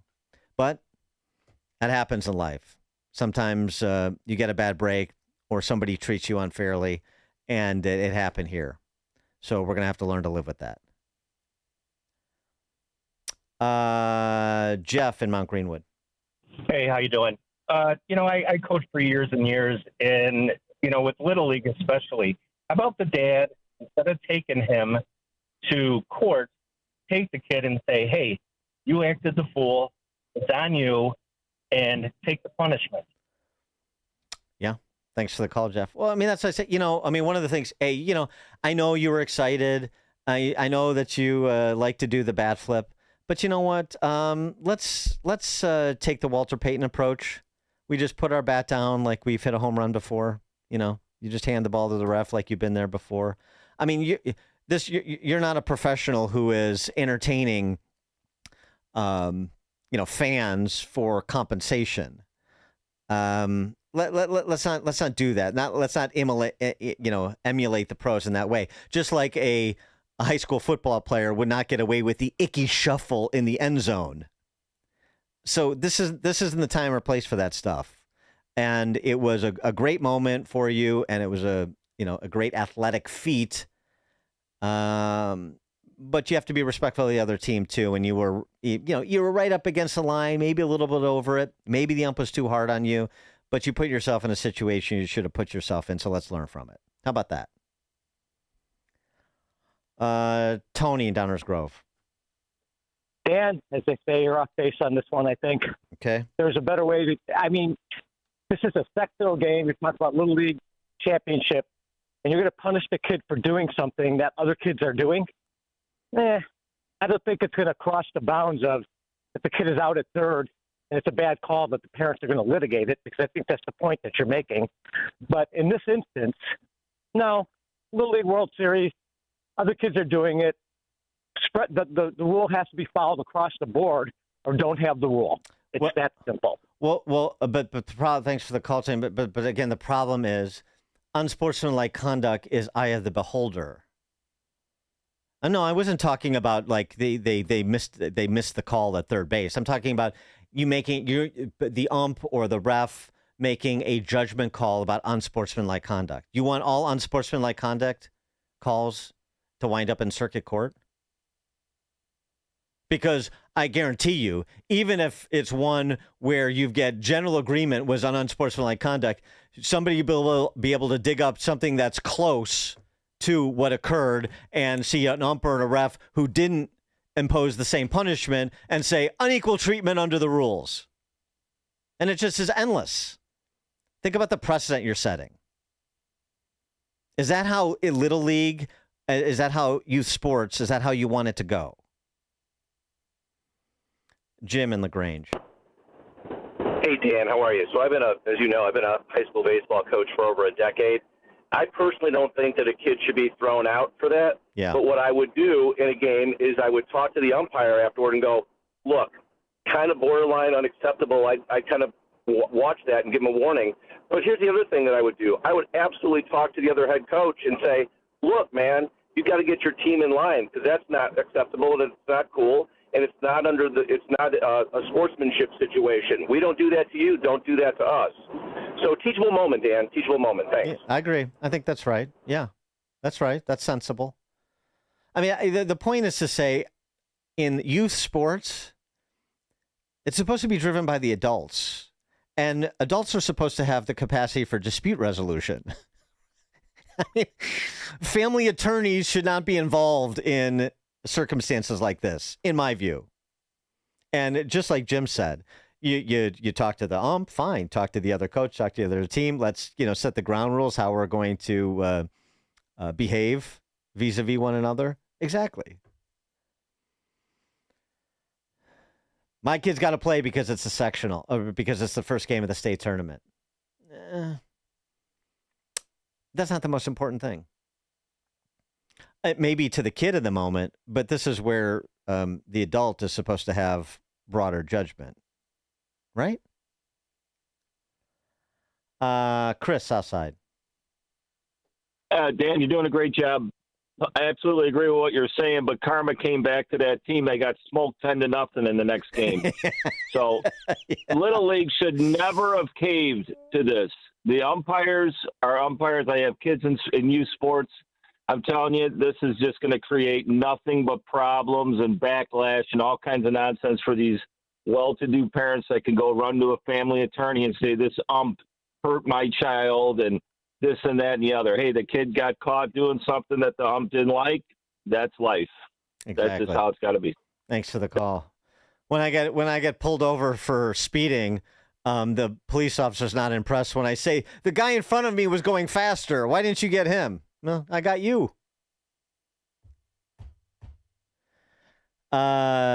Chief in Deerfield, Wisconsin. Hey, Dan, how you doing? Great to talk to you. Good to talk to you. Hey, listen, I think that the ump did the right thing. I think the young man made it all about himself instead of about the team. And I think it's a good lesson learned, and just move on. Very good. Thanks for the call. Appreciate it. Deborah in Arlington Heights. Good morning. I think this is micromanaging, and it needs to run this to an attorney. This doesn't teach kids anything. My son played baseball from T-ball up to 8th grade. The calls weren't always fair. The behaviors were out of line. Kids got called out. Like things are going to happen. But if I didn't like what was being, told to my son, am I going to run to an attorney? This doesn't teach anybody anything. Well, it does. It teaches you to go run to an attorney every time, something goes wrong, and somebody else will sue you, or I'll sue you, or whatever. Yeah. Thanks for the call, Deborah. Yeah. As if we need to encourage trial lawyers more to be more interventionist. Bob in Buffalo Grove. Good morning, Dan. Always good talking to you. Somewhat of a side issue. Parenting and coaching in softball or athletics. It's hard to believe, but 25 years ago when my daughter was playing softball, there was a big incident in a game where the father was also the coach of girl pitching, and he made a scene on the field ragging on his daughter pitching. Mm-hmm. And the parents got together and got him removed from coaching. Okay, thanks for the call, Bob. That's dispute resolution. Tim in Woodstock. Hey, good morning, Dan. Sometimes I ask myself in life what Andy Griffith would do in a situation like this, and it seems to help. I kind of picture if Barney were coaching the team and got all riled up about something and brought the case to Andy. Andy would just tell him in his own way to just go work it out amongst yourselves. Don't waste my time in this. And, sometimes I guess the overall tone of, from what I'm seeing with my grandkids is, and I love that they're in sports, but it's become so intense. The early age that they start seriously training, 2-hour practices and stuff, and we kind of need to return to Mayberry in some sense on some of the sports stuff. Thanks for the call, Tim. I mean, it can be intense and highly competitive, but you can also be sportsmen. Be good sports about it, and you can also work things out amongst yourselves. And Tammy in Downers Grove. I think that this whole issue kind of boils down to a couple of things. More importantly, one is the consequence on the child. I think that in this day and age, we constantly see a lack of consequences, and that their decisions and what they do actually do affect others. What it is that the consequences, he doesn't get to play and be part of the team on that game, whether you agree with the call or not. I mean, there's a lot of things in life. A boss, a teacher maybe makes a call on something, and you have to live with it. And what's the choice on how you live with it? But our kids are losing consequences constantly, and especially in this situation. And as a coach myself, I think importantly, I've had students, because of grades, miss their championship games, and they're the top player on the team. And I tell the team constantly, you're a team. It's not just that one person, whether we win or lose. It's not dependent on. And if they made choices not to play that game, or their choices caused them not to play that game, it doesn't change that we're a team and we're going to still play. Thanks, Tammy. Appreciate it. We're up against the clock. It's 8 o'clock, AM 560 WIND Chicago. They are challenging President Trump's authority. I'm Dave Anthony, Fox News. Some importing businesses in 12 Democrat-led states go to an appeals court this morning trying to block the tariffs the president's imposing on imports. A lot more going into effect tomorrow. Ahead of that, there's a new trade deal with South Korea. South Korean imports will be taxed at 15% instead of the 25% that was due to go into effect August 1st. President Trump posts on Truth Social, South Korea will spend $350 billion on investments owned and controlled by the United States, and buy $100 billion worth of liquefied natural gas or other energy products. That's Fox's Chris Foster. The president also posted it's going to be very hard to do a trade deal with Canada over its threat to recognize a Palestinian state if Israel doesn't stop the war against Hamas, as an international outcry grows over food shortages and starvation in Gaza. U.S. Special Envoy Steve Witkoff is in Israel now, restarting talks that stalled. In recent days, President Trump alluded that a different approach would be needed to free the remaining 20 living hostages, along with the bodies of 30 others. That's Fox's Trey Yingst in Tel Aviv. The manhunt's over for for a suspected killer in Arkansas. James McGann was nabbed in the middle of getting a haircut, charged with 2 counts of capital murder in the killings of Clinton and Kristen Brink, who were attacked in front of their daughters as the family hiked Devil's Den State Park in Arkansas Saturday. That's Fox's Lillian Wu. The girls aged 7 and 9 were not injured physically, but they did lose their parents, and they're now being cared for by family. We just got an inflation update showing a bigger than expected increase in what's called the Personal Consumption Expenditures Index last month, rising 2.6% year over year, up from 2.3 in May. That's an inflation gauge the Federal Reserve watches closely, and it comes the day after Fed Chair Jerome Powell cited concerns tariffs could lead to higher prices. We expect to see more of that. So the Fed chose not to cut interest rates. Well, President Trump didn't like that. He wants a big rate cut and posted on Truth Social this morning, Powell is too late, too stupid, too political, and a total loser, costing our country trillions of dollars. America's listening to Fox News.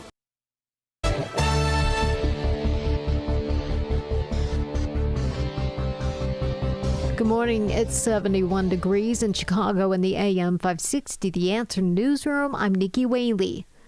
State Secretary of State Alexi Giannoulias is launching a statewide campaign aimed at preventing insurance companies from using certain data to charge higher auto insurance rates. As part of his Driving Change campaign, Giannoulias is asking residents to share their stories about unfair and discriminatory rate-making practices employed by auto insurance companies.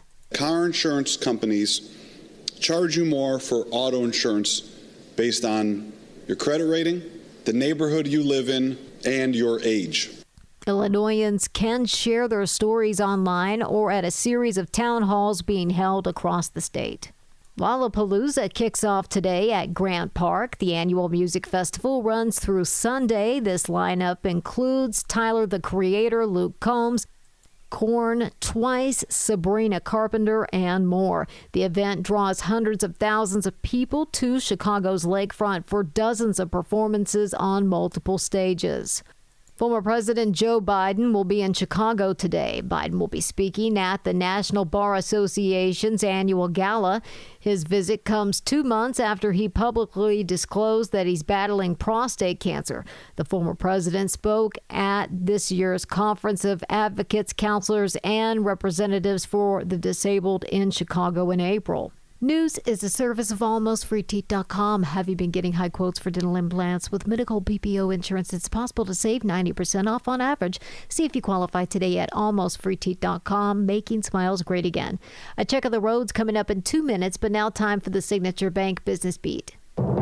I'm Liz Clayman, and this is the Fox Business Report. CVS Health shares are up 8% after the drugstore and health insurance company reported a solid spring quarter and raised expectations for the year. CVS owns insurance giant Aetna. Cigna shares up 3.5%. It also reported an upbeat quarter. Cigna was helped by its pharmacy benefit management business. Microsoft shares are up more than 8%. Meta Platforms up more than 12% after both tech giants reported very strong earnings. Trading demand jumped at Robinhood Markets in recent months for options, crypto, and stocks. Though earnings were better than forecast, the stocks narrowly lower. Online used car seller Carvana says its sales in the recent quarter were up 41% from a year ago. Shares are up 15%. That's your Fox Business Report. I'm Jenny Cosolda. Invested in you. The biggest AM 560 event of the year is coming to Gobert's Farm in Pingree Grove on Friday, August 22nd. It's Sean Fest 2025. Join hundreds of fellow AM 560 listeners for the summer's best party. Be a part of the on-location broadcast with Sean Thompson, followed by live music, photo opportunities, food and dessert trucks, and it's all free. Registration is requested at 560theanswer.com/SeanFest. That's 560theanswer.com/SHAUNFEST. Sign up for the AM 560 Answer Advantage to get early alerts on event ticket sales, special discounts, and contest opportunities. Sign up today at 560theanswer.com/advantage. Chicagoland certified financial planning professional Tim Stearns discusses taxes in retirement. Most people are paying more in taxes and keeping less of their money to live and do what they enjoy. That's why we've put out the Retirement Tax Bill Calculator online. You can see with your own eyes just how much you might be overpaying. It's a valuable tool, $500 value, but we made it free for you to view and run your own numbers at MVPCFP.com. That's MVPCFP.com. To run your retirement tax bill calculator, go to MVPCFP.com. Investment advisory services offered through Cornerstone Securities, LLC. Gain insight into building strong marriages and raising godly children with Focus on the Family with Jim Daly each weekday at 11:30 a.m. on our sister station, AM 1160. Hope for your life. When it comes to industrial coating and finishing, cutting corners isn't an option. That's why leading manufacturers across the Midwest trust D&D Industrial Coatings in Racine, Wisconsin. From powder coating and liquid painting to blasting and custom finishing, D&D Industrial delivers top-tier protection and performance, fast, precise, and built to last. With over 40 years of experience, ISO-certified processes, and state-of-the-art lines, D&D handles everything from OEMs and petrochemical to agriculture, marine, construction, medical, and government specs. Family-owned, nationally trusted. Whether it's a short run or high volume, your parts are in expert hands, finished on time and finished right. Visit them today, ddindustrial.net. Again, that's ddindustrial.net. Or call them at 262-637-0686 to get your custom quote today. Again, that's 262-637-0686. D&D Industrial Coatings. Engineered to protect. Finished to impress. An official message from Medicare. I turned 65 this year. I knew it was time to figure out Medicare, and I had questions, like when to enroll and how to enroll. So I went straight to the official source, Medicare.gov, to get the facts about Medicare. I found answers to all my questions, and I'm ready to get started. And so can you. Just go to Medicare.gov to get the real facts about Medicare. Paid for by the U.S. Department of Health and Human Services. Heroes like Austin Reese have paid a high price for our freedom. Austin served 3 deployments to Iraq. He spent 13 years with the Navy Explosive Ordnance Disposal Unit and became a military freefall instructor. But in what was thought to be a routine jump, something went terribly wrong. Austin was left paralyzed. Tunnel to Towers built Austin a specially adapted smart home. Help heroes. Donate $11 a month to Tunnel to Towers at T2T.org. That's T2T.org.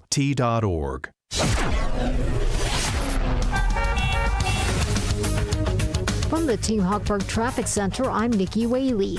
On the Edens inbound from Lake Cook to Montrose, 15 minutes. Outbound, 15 minutes. On the Kennedy inbound from Montrose to the Burn Interchange, 33 minutes. Outbound is about 34 minutes. On the Eisenhower inbound from Wolf to the Old Post Office, 27 minutes. Outbound is about 22 minutes. On the Stevenson inbound from the Tri-State to Lakeshore Drive, about 27 minutes. Outbound is about 19 minutes. And on the Dan Ryan inbound from 95th to the Burn Interchange, 22 minutes. Outbound, it's about 16 minutes. Traffic is a service of Anthony DeGrotto State Farm. Like a good neighbor, State Farm is there working to provide service and expertise when it comes to combining your home and auto and life insurance. DeGrottosF.com. Chicago's Morning Answer continues next, but now check your forecast from the National Weather Service. Today will be breezy with some morning rain, then sunny later. Smoke from Canadian wildfires may affect air quality and create a hazy sky. The high will reach 74. Tonight stays breezy early, then clears up. Expect a low of 64. I'm meteorologist Jason Caterina on AM 560. The Answer. Get the latest weather, traffic, and news updates online at 560theanswer.com. Now, from the Signature Bank Studios, this is Chicago's Morning Answer with Dan Proft on AM 560. The Answer.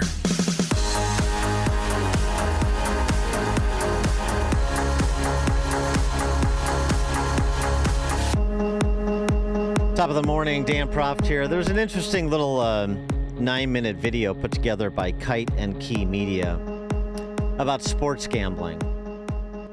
Taking stock of sports gambling 7 years after a seminal Supreme Court decision in 2018 that opened up sports gambling to states other than Nevada, New Jersey. And now 40 states have some form of legalized sports gambling. And the question is the impact. Are we feeding addictions? We use this word addiction a lot. And I think some people use it interchangeably as actually a scientific term as well as just a colloquial term. Somebody is just a devotee of this or is spending an inordinate amount of time, and so characterized as like they're addicted to it, but not necessarily meaning in a clinical sense. I mean, it turns out to be important in terms of making sure people understand what you're saying when you're talking about regulating a particular industry, including but not limited to social media and all the ink that has been spilled suggesting that social media addicts young people to being online, and it atomizes them, it isolates them, it creates anxiety, but they can't stop. They have an addiction. And the suggestion is, every suggestions like this have been made. Every like is a dopamine hit that feeds the addiction. Actually, there was a documentary about Facebook called The Social Dilemma a few years back that essentially had some within the inner sanctum at Facebook, now Meta, that were suggesting as much, that it's programmed to be addictive. Well, anyway, getting back to Kite and Key Media and this piece they did on sports betting, it's a pretty good little 9-minute watch. I don't necessarily draw all the conclusions they draw, but it's a good primer. As of early 2025, 40 states and Washington, D.C. have legalized some form of sports gambling, with 34 of them allowing online betting. And to say business is booming is an understatement. In 2018, the year of that Supreme Court decision, total sports betting revenue in the United States was around $430 million. By 2023, it had reached over $11 billion. And by early 2024, the parent company of the popular sports betting site FanDuel had surpassed the actual real-world casinos of the Las Vegas Sands Corporation to become the most valuable gaming company in the country. That's one of the most important statistics for understanding the current state of sports gambling in America. But here's the other. According to polling from Pew, the proportion of Americans who think that legalized sports gambling is a good thing for the country is 8%. So how do we reconcile those two data points? How can it be that Americans are pouring more money than ever into legal sports gambling while being ambivalent at best and downright hostile at worst about its very existence? Well, a big part of the story is that all that money the gambling companies are bringing in is coming from a surprisingly small number of people. In fact, about 50% of their revenue comes from just 3% of gamblers. And that points to an uncomfortable truth about sports betting. This is a business model that depends on addiction. Now, to be clear, this is not to pass sweeping judgment on sports gambling. The vast majority of people who play just treat it as harmless entertainment and find it easy to walk away.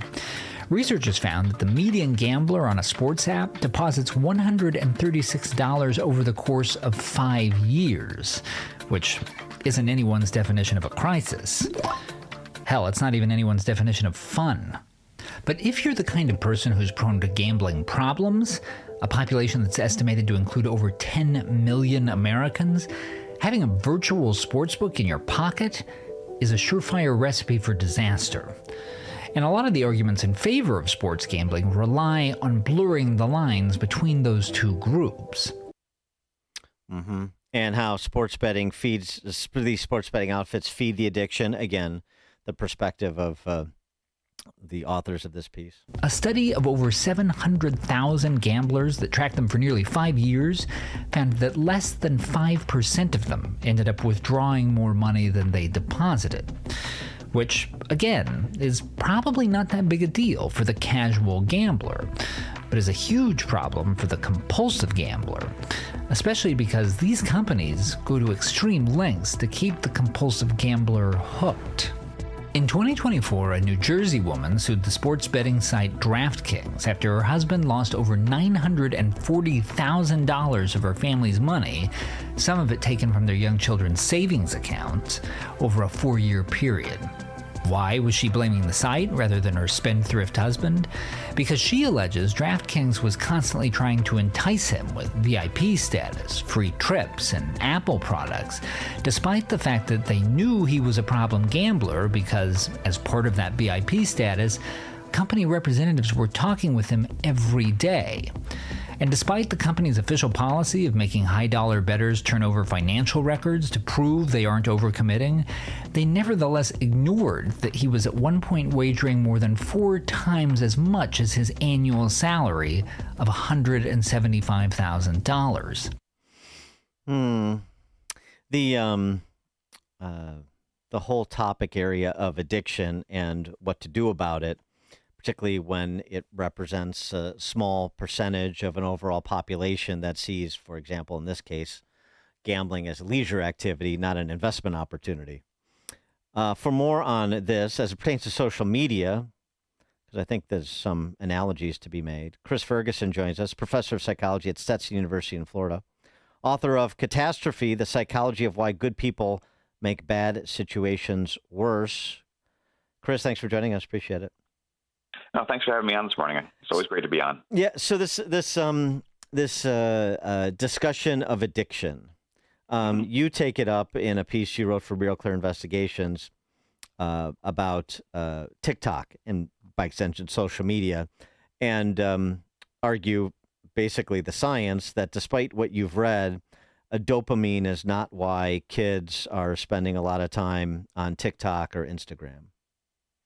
Yeah, that's correct. I mean, there's been this narrative that has developed over maybe the last 10 to 15 years, and this kind of like dopamine hit narrative, right? This idea that people are engaging in some activity, whether it's social media or video games or something else, and that is giving them this sort of dopamine hit or dopamine rush, and that is related in some way to them developing, an addiction or a supposed addiction. And I was really kind of curious about, what does the evidence base look like for that? And where did this narrative really come from? Because it's pretty new. I mean, it's really been around maybe 10 or 15 years. But, I really wanted to hammer out, what is the scientific basis, for this narrative that's evolved? And so, I mean, how do you flesh this out? Because there's seems to me legitimate concern about screen time and not wanting your kid to be on TikTok 6 hours a day scrolling through videos. Even if the content is neutral to marginally beneficial, right. You still and so when you see that, if that's not an addiction, what is it? Yeah. And if it's not an addiction, how should we regulate it, even just privately? Yeah, I mean, those are great questions. I mean, of course, the first question is this a legitimate concern, right? So there's this general tendency, for, parents and grandparents, and I'm a parent myself, so I understand it, to kind of like look at what kids are doing for entertainment, in any given time period and think that it's stupid. You know what I mean? That it's just a waste of time. Yeah, right. Of course. You can literally look back to the 1940s and you can find science papers written in real science journals about radio addiction, which maybe is a problem for some of your listeners. Who knows, I hope so. Yeah. We're working as hard as the sports gambling people to try and addict people. Right. Yeah, exactly. So we have to be aware that there's this kind of general tendency for, adults, middle-aged or older adults in particular, to think that kids really could be doing something better with their time, right? And that's just sort of a normal thing, parents and grandparents do. And that doesn't mean that it's a legitimate medical concern, so we really want to kind of differentiate between what is just, old people being old people versus, a concern that we really, have, about kids. And it really does come down to this issue of what do we mean by addiction? And it turns out simply your kid playing, video games, X number of hours a day doesn't mean that they have an addiction. There really are certain specific criteria that we look for. And I think for parents, understanding that in many cases can help a lot of parents feel better, that their kids maybe are wasting time, but that's okay. but also for some parents to help identify, well, maybe my kid does need some help. And that might not have to do, maybe it's not the video game or the social media that did it to them, but maybe their overuse of screens is a sign that they have other problems with, say, depression or anxiety that I really should be paying attention to. Yeah, I mean, there's obviously studies that talk that have found dopamine spikes after someone takes a stimulant, right? I mean that absolutely, yeah. That literally creates a dopamine hit, but there's not evidence I'm taking from your investigation that there are elevated dopamine levels from scrolling through Instagram for hours on end. Yeah, basically, first it's important to understand that dopamine is a naturally occurring neurotransmitter in our brains. It does lots of different things, and one of those things happens to be the sort of anticipatory pleasure is what we call it. So it's kind of like when you're waiting in line at Disney World, and you're waiting to get down the roller coaster, assuming you like roller coasters, or like the day before Christmas, like, how giddy kids get when they're anticipating something. So it kind of gives us that feeling. That's the sense of excitement that is involved with these dopamine systems, and it's very normal. It's very natural. We want this to happen. I mean, this is a part of the fun of life. What happens when we engage in fun activities is, of course, we see a slight elevation, in this kind of like background dopamine. So if you're eating a pizza, or reading a good book, or playing a video game, or using social media, or listening to your beloved morning radio show, you're experiencing an increase in dopamine of about 50 to 100% above the sort of baseline. What happens when you use cocaine or methamphetamine? Methamphetamine is classic because that elevates dopamine levels 1,300% above baseline. So apparently methamphetamine is very, very fun. Again, it's also very, very damaging, so I'm obviously not encouraging people to try it. So this is, I think, where this narrative came from. There's this kernel of truth that, pleasant activities, do result in this slight elevation in dopamine by about 50 or 100%, whereas things like cocaine or methamphetamine also involve dopamine. So I think that's kind of like the kernel of truth, but they elevate dopamine by a massive amount. And they also are directly chemically involving the brain, and using these drugs can cause permanent damage to these dopaminergic systems. That it's not possible for video games or social media or radio to do that. And so that's why you end up with people with these substance abuse addictions that are always kind of chasing. They're no longer even trying to get high in some cases, but they're just trying to stay normal because of the sort of long-term, possibly permanent damage that's done to the dopamine systems. And with social media, being on scrolling through TikTok videos for 6 hours is no different than when I was growing up, being in the driveway shooting hoops for 6 hours because that's what I really like to do. That's exactly it. Yeah. So, I mean, some people say like, okay, well, you don't eat pizza for 8 hours a day. Well, hopefully we don't. Maybe sometimes we do, but absolutely there are other activities that we want kids to go, like the summer camp. We want them to hang out for a day with their friends. This sort of stuff. All of those activities release dopamine in exactly the same way. There's nothing really uniquely different about, social media or video games, or the radio, or reading books. People used to worry about reading books the same way they worry about social media today. So all these other activities are, very, very normal. They don't cause these like really permanent brain changes that you see from substance abuse. Now, you do see sometimes people overdo these activities, and that's true for almost everything. I mean, you can see people overdo religion, overdo work, exercise. There are research papers on dance addiction, on fishing addiction. There are cat hoarders out there. People overdo lots of different things. And so I think the real issue is not that, for people that are struggling, that there's something about the thing, whether it's technology or something else that is uniquely bad, but rather that you have this subset of individuals that seem to really struggle to moderate, pleasant activities, whatever those activities are. And, and in the clip you played about the gambling, that seems to be pretty consistent with that. You get about that 1 to 3% of people that really just sort of naturally struggle to moderate their behavior, and it might be gambling, which can have a lot of negative impacts, as we heard, or it could be another activity. And even sometimes you take one away, they just move from one. We're going to use this term addiction. One addiction to another one, and it still is damaging for them. Yeah, it seems a lot of the commentary about social media too is it's conflated, right? I mean, it presents as clinical, but it's really like socio-political or socio-cultural commentary. Like, for example, Jonathan Haidt,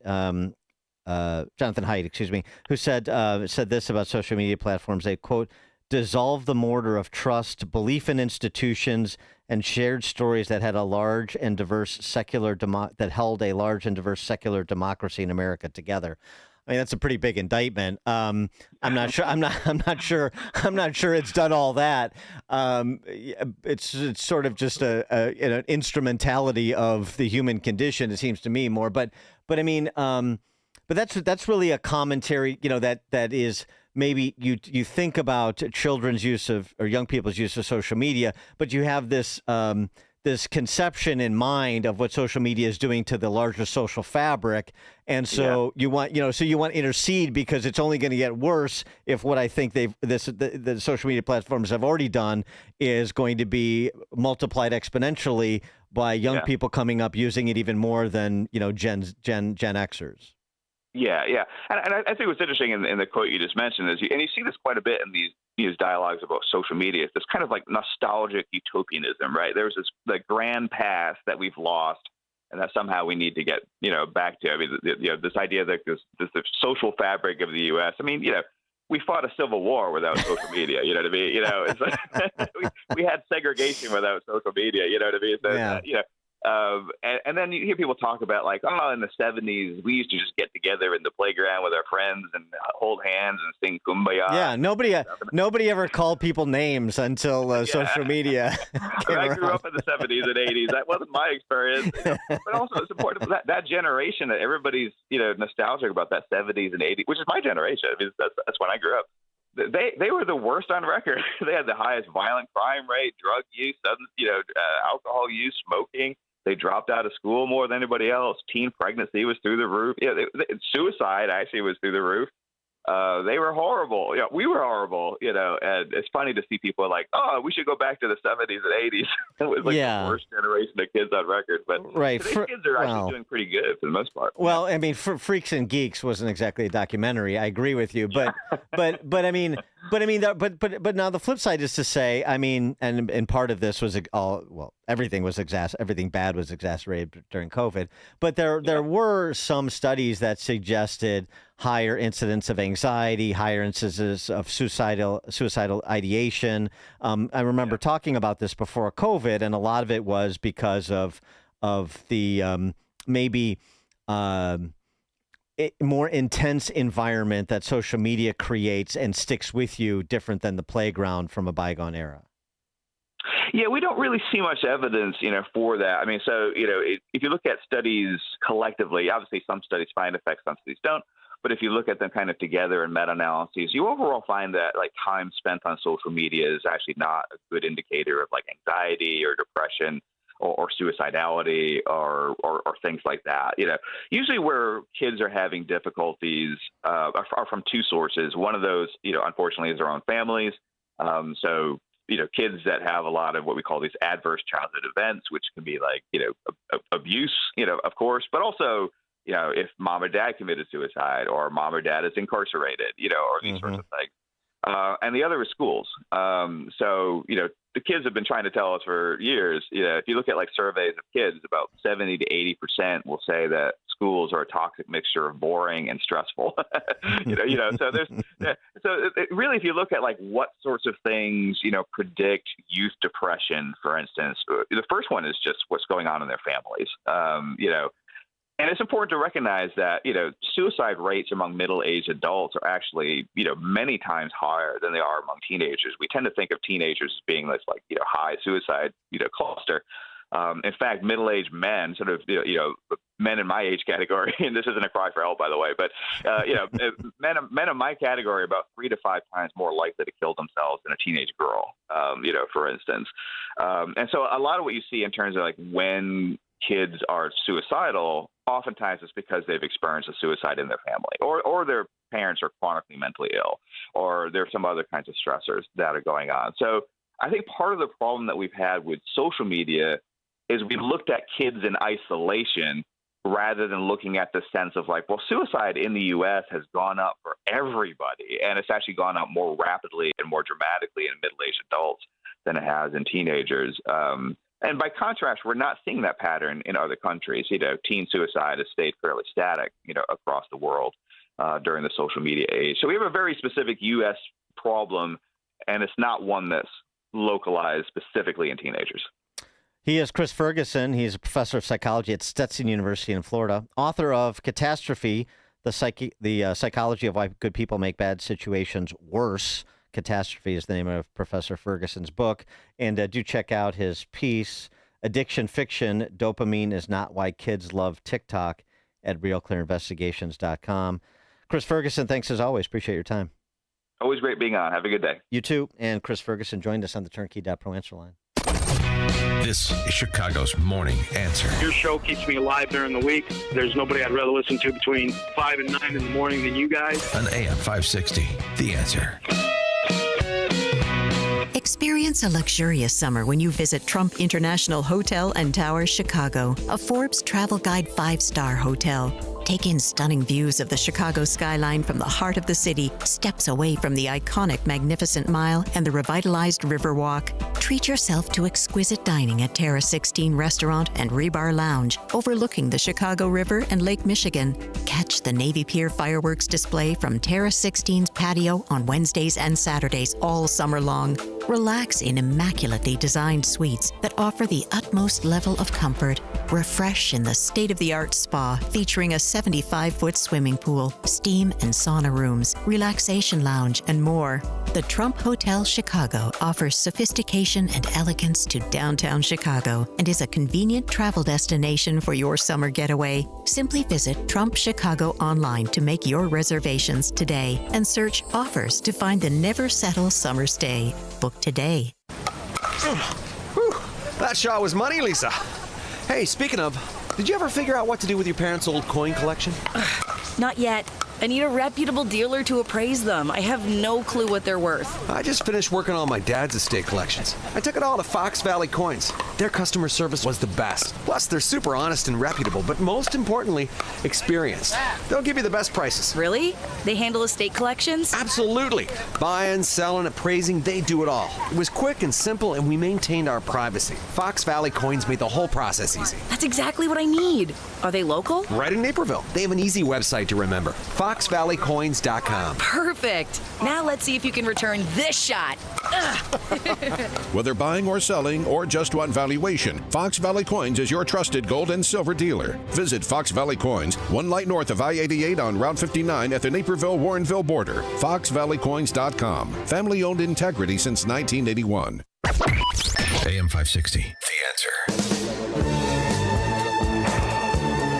Coming up at 8:38, former CIA analyst Martin Gurry joins us. He believes Obama's bruised ego was behind the corrupt plot to bring down Trump. If that's true, does he think that bruised ego led Obama down a path to criminality? We'll discuss at 8:38. Now we check the headlines. Good morning. It's 71 degrees in Chicago in the AM 560 The Answer newsroom. I'm Nikki Whaley. Former Vice President Harris is ruling out a run for California governor. In a statement, Harris says she gave serious thought to making a run, but ultimately decided to not enter the race. Harris said for now, her leadership in public service will not be an elected office. The former vice president says she's looking forward to helping elect Democrats across the country. Harris said she'll share more details about her plans in the next few months. This comes as speculation remains regarding the former presidential candidate possibly running for the White House again in 2028. I'm Tammy Trujillo. Hershey's preparing to pay over $100 million in tariffs. During its quarterly financial report yesterday, the Hershey company says it expects tariffs to cost between $170 and $180 million this year. The announcement comes just over a week after Hershey announced plans to raise chocolate prices. However, the company blamed the price hike on the increasing cost of ingredients instead of tariffs or trade policies. News is a service of Air Ride Heating and Cooling, offering AM 560 listeners $56 off of any service, including inspections. Don't wait for a heat wave for that old air conditioner to break down. Visit Air Ride Heating and Cooling today at AIR-RITE.com. That's AIR-RITE.com. A check of the roads coming up in 2 minutes on AM 560 The Answer. Larry Elder explains what really happened in 2016. That Russia interfered in the 2016 election in order to help elect Donald Trump. And then after Trump got elected, the narrative became Russia interfered with the election and successfully helped Donald Trump get elected. That's the issue here. The Larry Elder Show, weeknights at 8, right before Sean Hannity at 10 on AM 560. The Answer. Success is picking up extra shifts for your family. Now you want to be the boss. Success is getting your foot in the door. Now you want to take the next step. Success looks different to everyone, and University of Maryland Global Campus can help you reach your goals. And there's never been a better time to get started on your future. Apply now and save with no application fee. Classes start August 13th. As an accredited state university, UMGC has been transforming lives for over 75 years. With more than 135 undergraduate and graduate degrees and certificates, online and hybrid courses, personalized support, financial resources, and lifetime career services, achieving your dreams is more possible than ever before. Choose the program that's right for your career goals and get started on your next success. Get your application fee waived now. Classes start August 13th. Learn more at umgc.edu. Certified to operate in Virginia by Chev. Wow. At the time of this being written, both gold and silver are up some 40%. That's 40% in just 1 year. In fact, this past year, gold has broken all-time historic records by hundreds of dollars an ounce. And unlike all other financial instruments used today, that historic record goes back thousands of years. In times like these, prices have never been better on most collector and gold coins. Fox Valley Coins in Naperville is trying to keep up with demand. So they're paying the most ever on not only most gold coins and bars, but also those old coin and paper money collections. They're especially looking for the scarcer dates and higher grade coins. Take advantage of the record high market price and our huge demand now, whether you're buying or selling, or just want to find out their worth. Fox Valley Coins is the place to go. Fox Valley Coins is on Route 59, just 1 light north of I-88 at the Naperville-Warrenville border. Family owned, integrity since 1981. Experience a luxurious summer when you visit Trump International Hotel and Towers Chicago, a Forbes Travel Guide 5-star hotel. Take in stunning views of the Chicago skyline from the heart of the city, steps away from the iconic Magnificent Mile and the revitalized Riverwalk. Treat yourself to exquisite dining at Terra 16 Restaurant and Rebar Lounge, overlooking the Chicago River and Lake Michigan. Catch the Navy Pier fireworks display from Terra 16's patio on Wednesdays and Saturdays all summer long. Relax in immaculately designed suites that offer the utmost level of comfort. Refresh in the state-of-the-art spa featuring a 75-foot swimming pool, steam and sauna rooms, relaxation lounge, and more. The Trump Hotel Chicago offers sophistication and elegance to downtown Chicago and is a convenient travel destination for your summer getaway. Simply visit Trump Chicago online to make your reservations today and search offers to find the never settle summer stay. Book today. From the Team Hochberg Traffic Center, I'm Nikki Whaley. On the Edens inbound from Lake Cook to Montrose, 15 minutes. Outbound, 15 minutes. On the Kennedy inbound from Montrose to the Burn Interchange, 33 minutes. Outbound is about 34 minutes. On the Eisenhower inbound from Wolf to the Old Post Office, 27 minutes. Outbound is about 22 minutes. On the Stevenson inbound from the Tri-State to Lakeshore Drive, about 27 minutes. Outbound is about 19 minutes. And on the Dan Ryan inbound from 95th to the Byrne Interchange, 22 minutes. Outbound, it's about 16 minutes. This report is sponsored by Blindster.com. Blindster.com sells custom blinds, shades, and shutters at low prices. Their blinds are handcrafted to fit your windows, and if they don't, for any reason, they'll remake them for free. Your satisfaction is always guaranteed at Blindster.com. Chicago's Morning Answer continues next, but now I check your forecast from the National Weather Service. Today will be breezy with some morning rain followed by sunny intervals later. Smoke from Canadian wildfires may affect air quality and visibility. Expect a high of 74. Tonight stays breezy early, then skies clear with a low of 64. I'm meteorologist Jason Caterina on AM 560 The Answer. Get the latest weather, traffic, and news updates online at 560theanswer.com. Now, from the Signature Bank Studios. Only the biggest stories, only the biggest guests, and only the biggest opinions. This is AM 560, The Answer.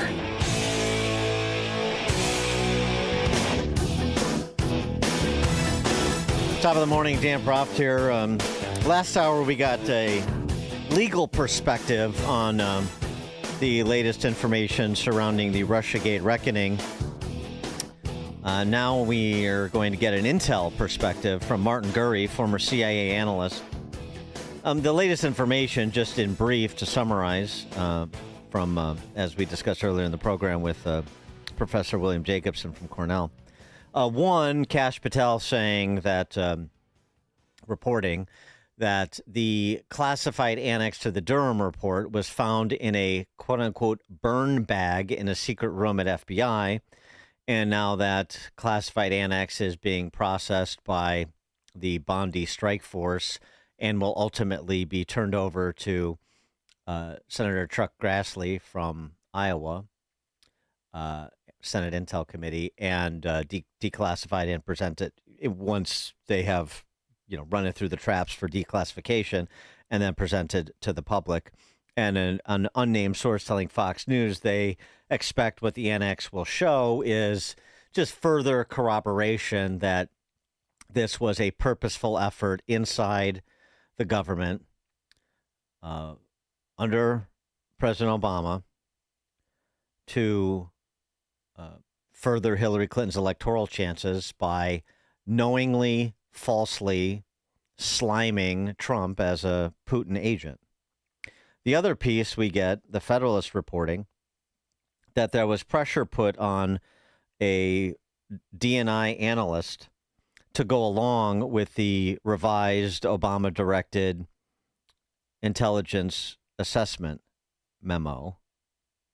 The unnamed whistleblower in question recounting a conversation he had in January of 2017 with a crony of then DNI director, or outgoing DNI director, James Clapper, in which the superior told this analyst about the intelligence assessment, "You need to trust me on this."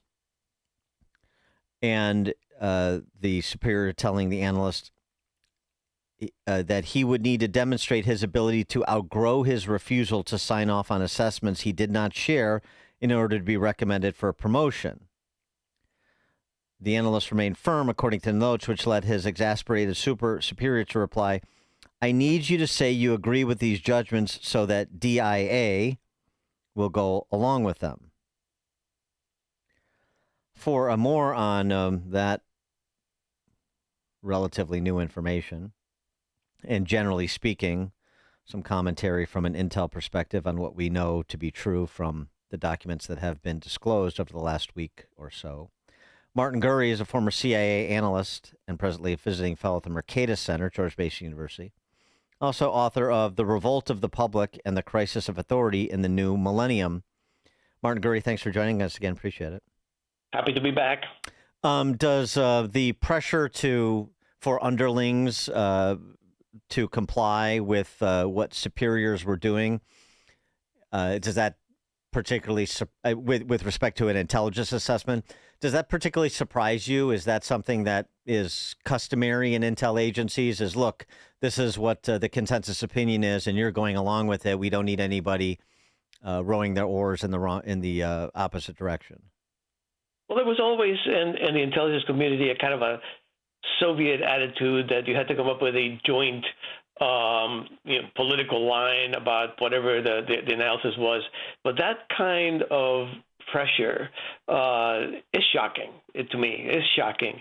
There was a line of bureaucratic sort of consensus building that always went on.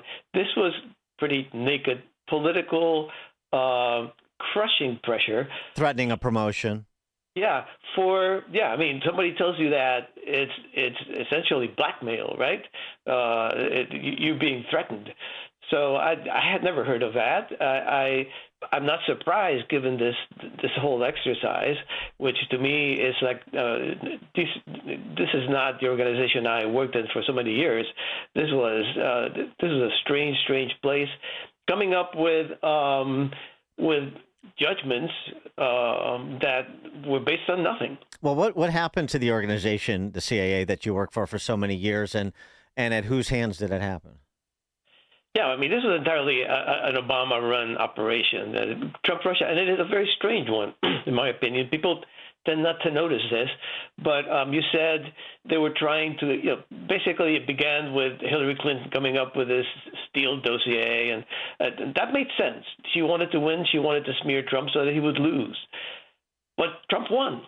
And then Obama took over, and he pursued this intelligence community assessment on Russia and Trump long after it could have it had no basis in fact. He knew that, and it could have no effect. He was going to be president regardless. Trump was. So the interesting analytic question for me is, why did he do it? Well, do you have any, working theories about that? Yeah, my theory is Obama considered himself, and was considered by his supporters, to be this kind of world historical figure who had transformed, he was basically the apostle of hope and change, and had transformed American politics by coming up with this great coalition of the college-educated minorities and the young that was going to basically make for a liberal dominance for as far as the eye can see. And Trump was basically shattered that dream. And Obama wanted his mojo back. He wanted to be thought of as that person.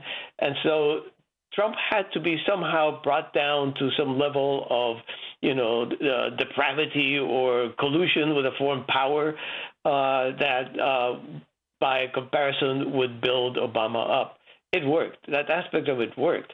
Obama retired from office with 59% approval rate. That was possibly the highest he ever had. At the same time, Trump was just plummeting. But in the end, like I said, everything that was concocted was based on nothing. There was a moment where that was going to be found out. There was a moment when some president, Trump or some other Republican, was going to demand an accounting for the fraud. And this is that moment. Do you think, and not to go on a fishing expedition here, but there's some things that maybe we're forgetting or missing. I mean, in addition to a bruised ego, there was the Obama hot mic reset moment with Medvedev, the Putin stooge. There was the Clinton Foundation, leveraging her position as Secretary of State to set up her family with generational wealth that was being underwritten mainly by foreign powers, some averse to the interests of the United States, generally speaking, including Qatar. And I remember, as part of those Clinton Foundation revelations, a deal that involved Uranium One, which was a Russian company. Yeah, I just wonder if there was more than bruised egos involved, if this was actually a misdirection play that was projection-based to cover something that Obama and or Hillary Clinton had that was, more important to them than just their ego or their places in history. Well, I mean, I think when you're talking about Obama, who's really the one who was in charge of this? I think Clinton was a a subsidiary, a supporting actress, let's say. When we talking about Obama, you're talking about a towering ego, an immense vanity about himself, about his achievements, about his place in history. I don't know about all those things you're talking about. I tend not to believe in conspiracy theories, which means I miss a lot of conspiracies. Okay. But it goes back to the same thing, though, Dan. It was all based on nothing. So why would you want to build up this whole prosecution, this ICA, the Intelligence Community Assessment, which began the ball rolling, and then a crossfire hurricane with the FBI, and then the Mueller investigation, knowing that there was nothing behind it? I mean, it's pretty incredible. Well, what do you when you say bruised ego was your supposition as to Obama's motivation? When you look at Clapper and Brennan and Comey, what were their competing or complementary motivations, do you think? Particularly Brennan, since you probably have a greater insight into him. Yeah, I mean, I think Brennan, who was there. I mean, I caught him at the very tail end of my career. He was an ascending figure. Brennan is just he's just a repulsive character. I mean, honestly, the other two I don't know so well. Comey doesn't seem like he's an outstanding person either, but Brennan basically is a climber, and I think he knows that in the elite scheme of things, as it was back then, even if you lost your job, which he was about to lose, he knew that, you would become a hero by taking all those stands and basically promoting every possibility to smear Trump as both a president-elect, but also as he was a president. So I think there's an elite world that existed that is now crumbling around us, by the way, but at that point looked indestructible. And if you lost your job at CIA, somebody was going to offer you some position that was going to make as good money. You could write your books, and some publisher was going to give you a lot of money for that. You could be in CNN. You could be a hero at the end of the day by taking the stand that he took.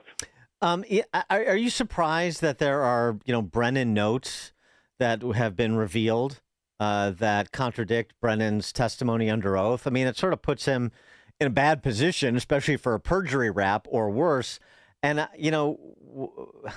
wouldn't somebody who was a CIA director cover his tracks? I mean, the stupidity of some of these people is astounding to me and concerning, honestly. These people were in charge of a very important function in the protection and security of our country. And honestly, I'll just say that. I mean, they're not stupid in the sense of, they're obviously very clever, conniving actors. They're very Machiavellian. They're clever that way.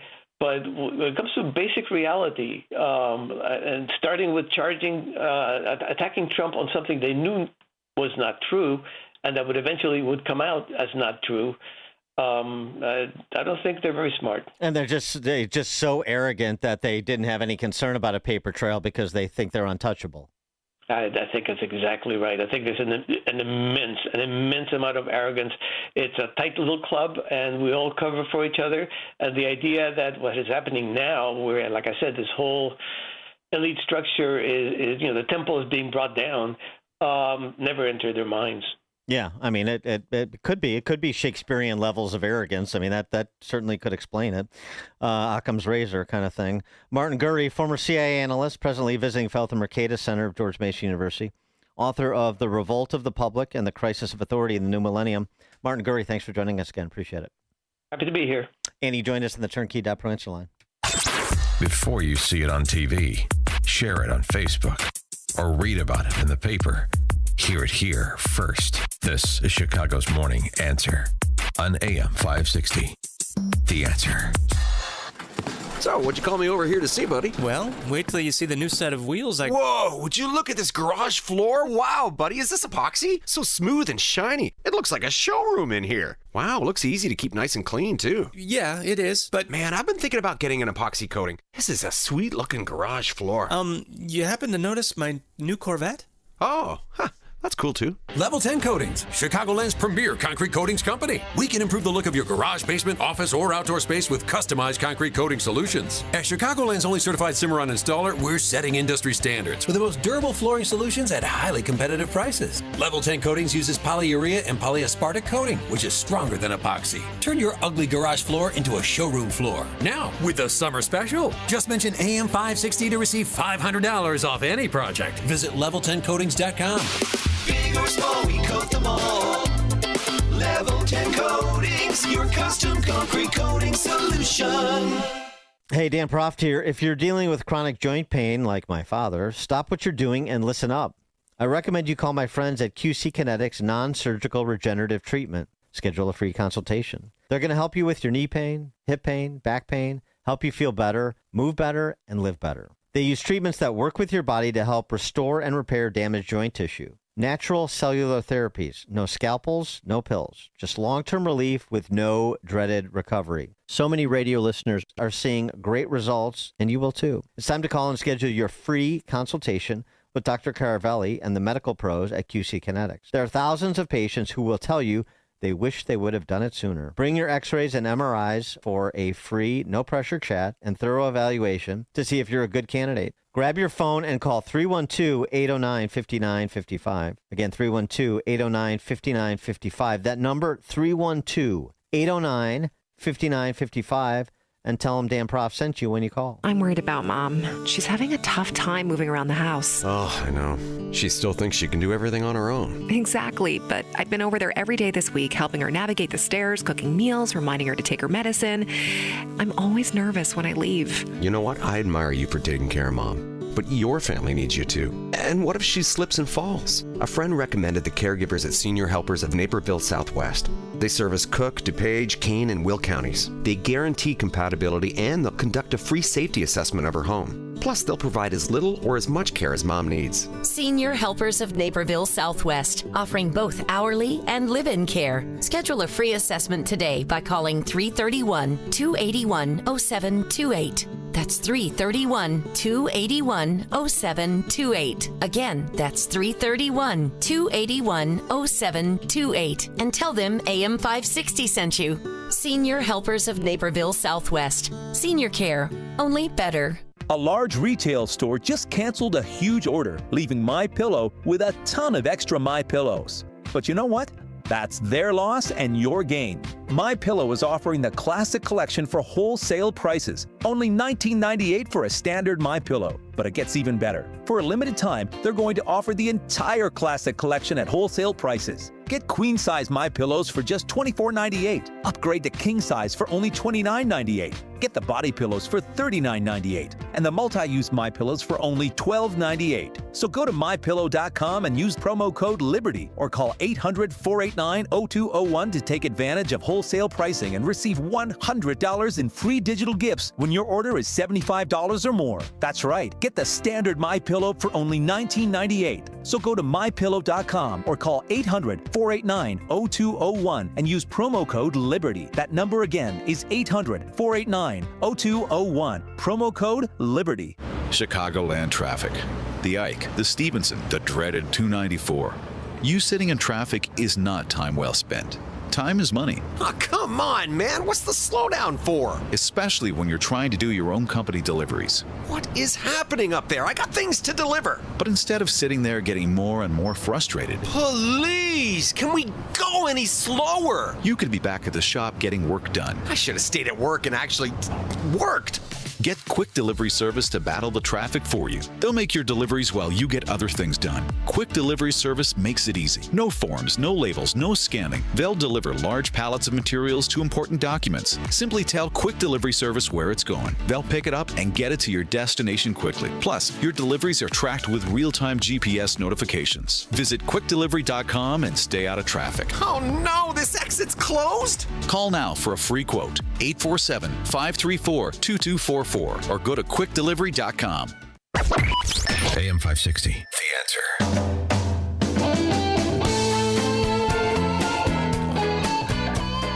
Dan Proft here, Babylon Bee.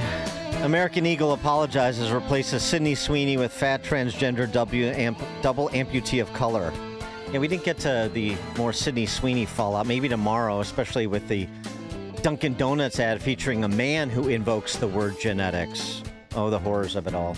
Thank you for joining us on this installment of Chicago's Morning Answer. Be back at 5 a.m. tomorrow. It is now 9 a.m. on AM 560 WIND Chicago.